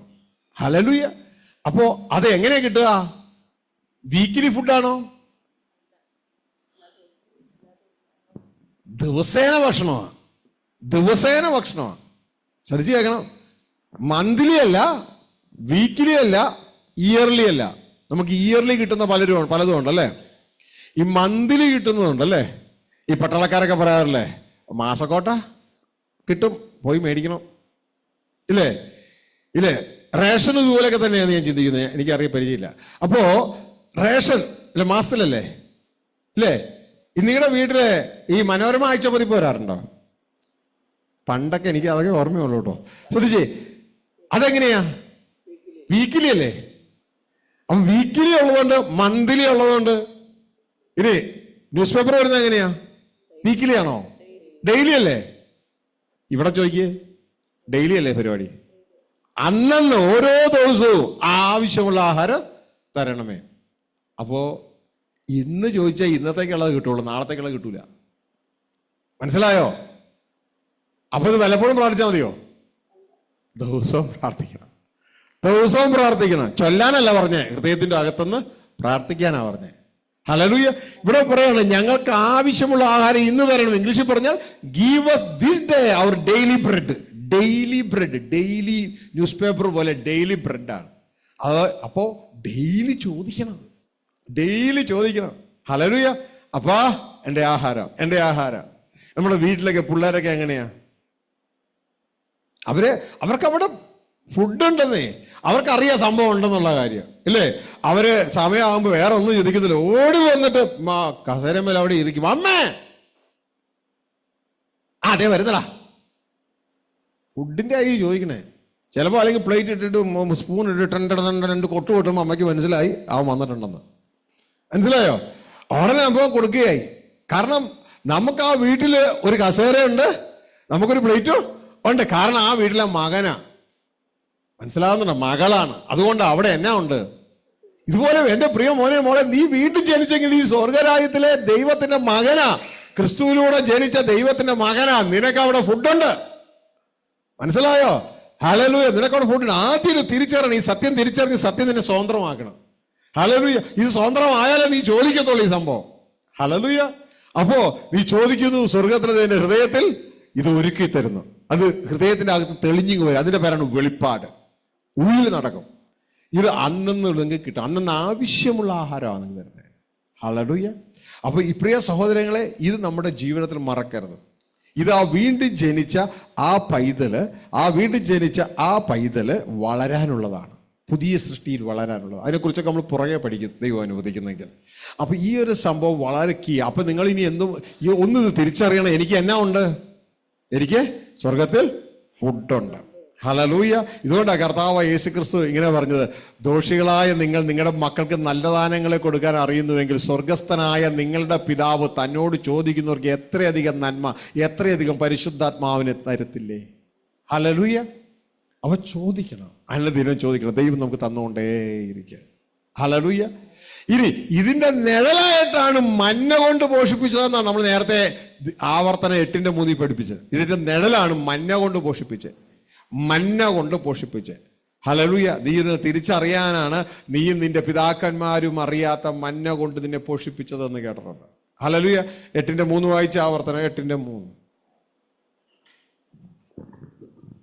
അവൻ നിന്നെ താഴ്ത്തുകയും നിന്നെ വിശപ്പിക്കുകയും മനുഷ്യൻ അപ്പം കൊണ്ട് മാത്രമല്ല യഹോവയുടെ വായിൽ നിന്ന് പുറപ്പെടുന്ന സകല വചനം കൊണ്ടും ജീവിക്കുന്നുവെന്ന് നിന്നെ ഗ്രഹിപ്പിക്കേണ്ടതിന് നീയും നിന്റെ പിതാക്കന്മാരും അറിഞ്ഞിട്ടില്ലാത്ത മന്ന കൊണ്ട് നിന്നെ പോഷിപ്പിക്കുകയും ചെയ്തു. ഇത് നീ അറിയേണ്ടതിന് നീയും നിന്റെ പിതാക്കന്മാരും അറിയാത്ത മന്ന കൊണ്ട് പോഷിപ്പിച്ചു. മന്ന കൊണ്ട് പോഷിപ്പിച്ചു. അതായത് മന്ന, ഇസ്രായേൽ മക്കള് ഈജിപ്തിന്റെ അടിമത്തത്തിൽ നിന്ന് യാത്ര തുടങ്ങി.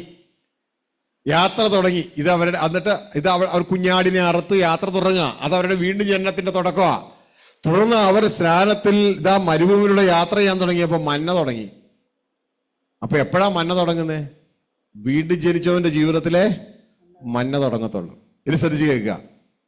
ആ മന്ന എവിടം വരെ കിട്ടുമെന്ന് അറിയാമോ? നീ ലക്ഷ്യസ്ഥാനത്ത് എത്തുന്നതുവരെയും കിട്ടും.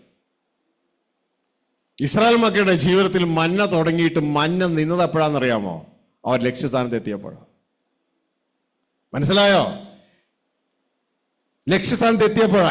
ഇതിന്റെ അർത്ഥം എന്ന് പറഞ്ഞാൽ നീ വീണ്ടും ജനിച്ച അന്ന് മുതൽ സ്വർഗത്തിലെ അപ്പൻ നിനക്ക് ഫുഡ് ഒരുക്കിയിട്ടുണ്ട്. ഈ ഭൂമിയിൽ നീ ജനിച്ച അന്ന് മുതൽ സ്വർഗത്തിലെ ദൈവം നിന്റെ അമ്മയുടെ സ്ഥാനത്തിൽ പാലൊരുക്കിയ അന്ന് മുതൽ ഈ ഭൂമിയിൽ നിനക്ക് ഭക്ഷണം ഒരുക്കിയിട്ടുണ്ടായിരുന്നു. ഇതേപോലെ സ്വർഗരാജ്യത്തിൽ വീണ്ടും ജനിച്ച ഒരു പുതിയ സൃഷ്ടിയിൽ വീണ്ടും ജനിച്ച ഒരു പൈതലിന് സ്വർഗത്തിലെ ദൈവം വളർച്ചയ്ക്ക് വേണ്ടതെല്ലാം സഭയുടെ ഉള്ളിൽ ഒരുക്കിയിട്ടുണ്ട്. സഭ ഒരു സ്ത്രീയാണ്. ഹല്ലേലൂയ. സഭയുടെ ഉള്ളിൽ ഒരുക്കിയിട്ടുണ്ട്. ഏത് ദൈവദാസന്റെ കീഴിലാണ് നിങ്ങളെ ഏൽപ്പിച്ചത്? അവിടെ ഉണ്ട്. അവിടെ നിന്ന് വിട്ടുമാറിയാൽ നിങ്ങൾക്ക് കിട്ടത്തില്ല. നിങ്ങൾക്കുള്ളത് അവിടെ ഏൽപ്പിച്ചിട്ടുണ്ട്. ഹല്ലേലൂയ. ഇനി നിങ്ങൾ പ്രായമാകുന്നത് വരെ, നിങ്ങൾ അകത്ത് സ്വന്തമായിട്ട് സ്വീകരിക്കുന്നത് വരെ നിങ്ങൾ അവിടെ ആ ദൈവദാസനിൽ നിന്ന് പ്രാപിക്കണം. അമ്മയുടെ ഇതിൽ നിന്ന്, അമ്മിഞ്ഞയിൽ നിന്ന് വാങ്ങുന്നത് പോലെ കുറച്ച് കഴിയുമ്പോൾ ആ കുഞ്ഞ് സ്വന്നത്താൻ എടുത്ത് കഴിക്കാൻ തുടങ്ങും. അതുവരെ ദൈവം നിങ്ങളെ ഏൽപ്പിച്ച്, ദൈവത്തിന്റെ വചനം പറയുന്നു, അതുകൊണ്ട് നല്ലവർക്ക് ശാന്തന്മാർക്ക് മാത്രമല്ല മൂർഖന്മാർക്ക് കൂടെ, നീ മൂർഖനാ, നിന്നെ ഞാൻ കൊത്തൂന്നല്ല പറയണ്ട, കീഴടങ്ങി ഇരിപ്പേൻ. ഹല്ലേലൂയ. ദൈവം തക്ക സമയത്ത് നിന്നെ ഉയർത്തും. അപ്പൊ എന്റെ പ്രിയ സഹോദരങ്ങളെ, ആ മന്നയുടെ പീരീഡ് നമ്മൾ പുറപ്പാട് പുസ്തകം 16-ാം അധ്യായം 35-ാം വാക്യം വായിക്കുമ്പോ ഇതാ അവിടെ എഴുതിയിരിക്കുന്ന കാര്യം, കനാൻ ദേശത്ത് എത്തുന്നത് വരെ, വാഗ്ദത്ത ദേശത്ത് എത്തുന്നത് വരെ 40 വർഷം അവരാ മരുഭൂമിയിലൂടെ യാത്രയാ. ഈ സമയത്തൊക്കെ അവർക്ക് മന്ന കിട്ടിക്കൊണ്ടിരുന്നു. ലക്ഷ്യസ്ഥാനത്ത് എത്തിയപ്പോ ഇതാ നമ്മൾ സോഴ്സിലെത്തി. ഇനി അവിടെ എന്നാ ഉണ്ട്?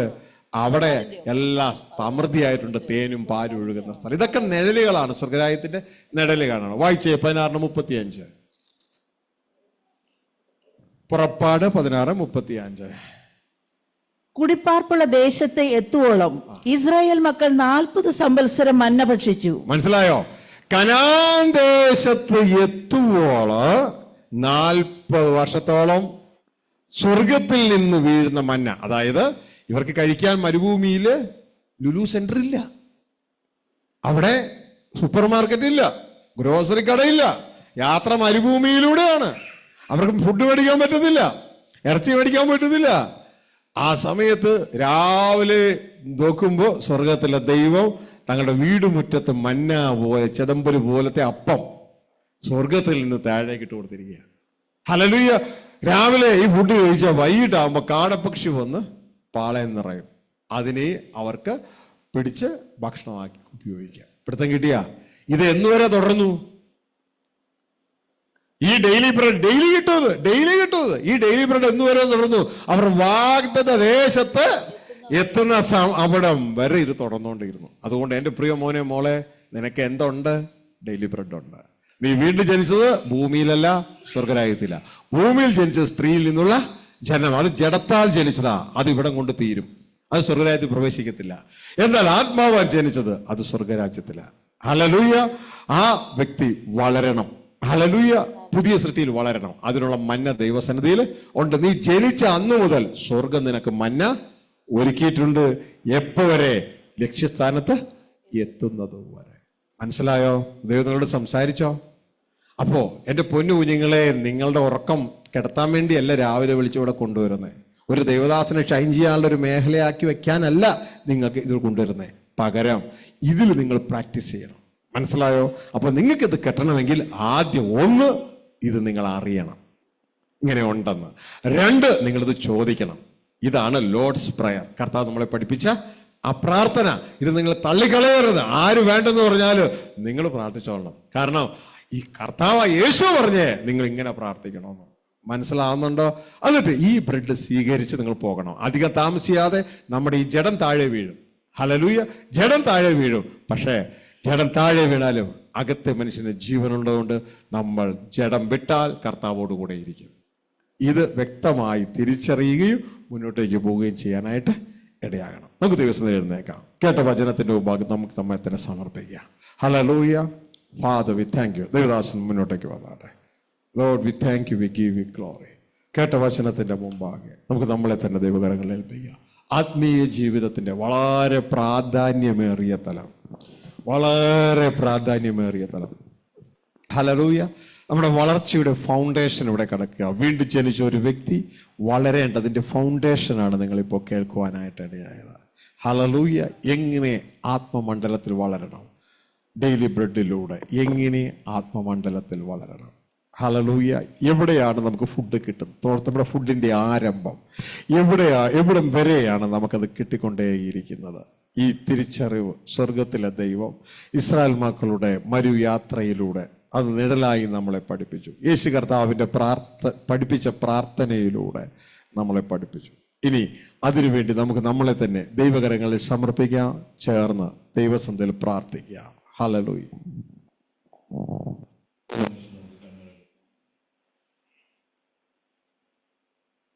സ്വർഗീയ ഭവനത്തിൽ ജനിച്ചിട്ടുണ്ടെങ്കിൽ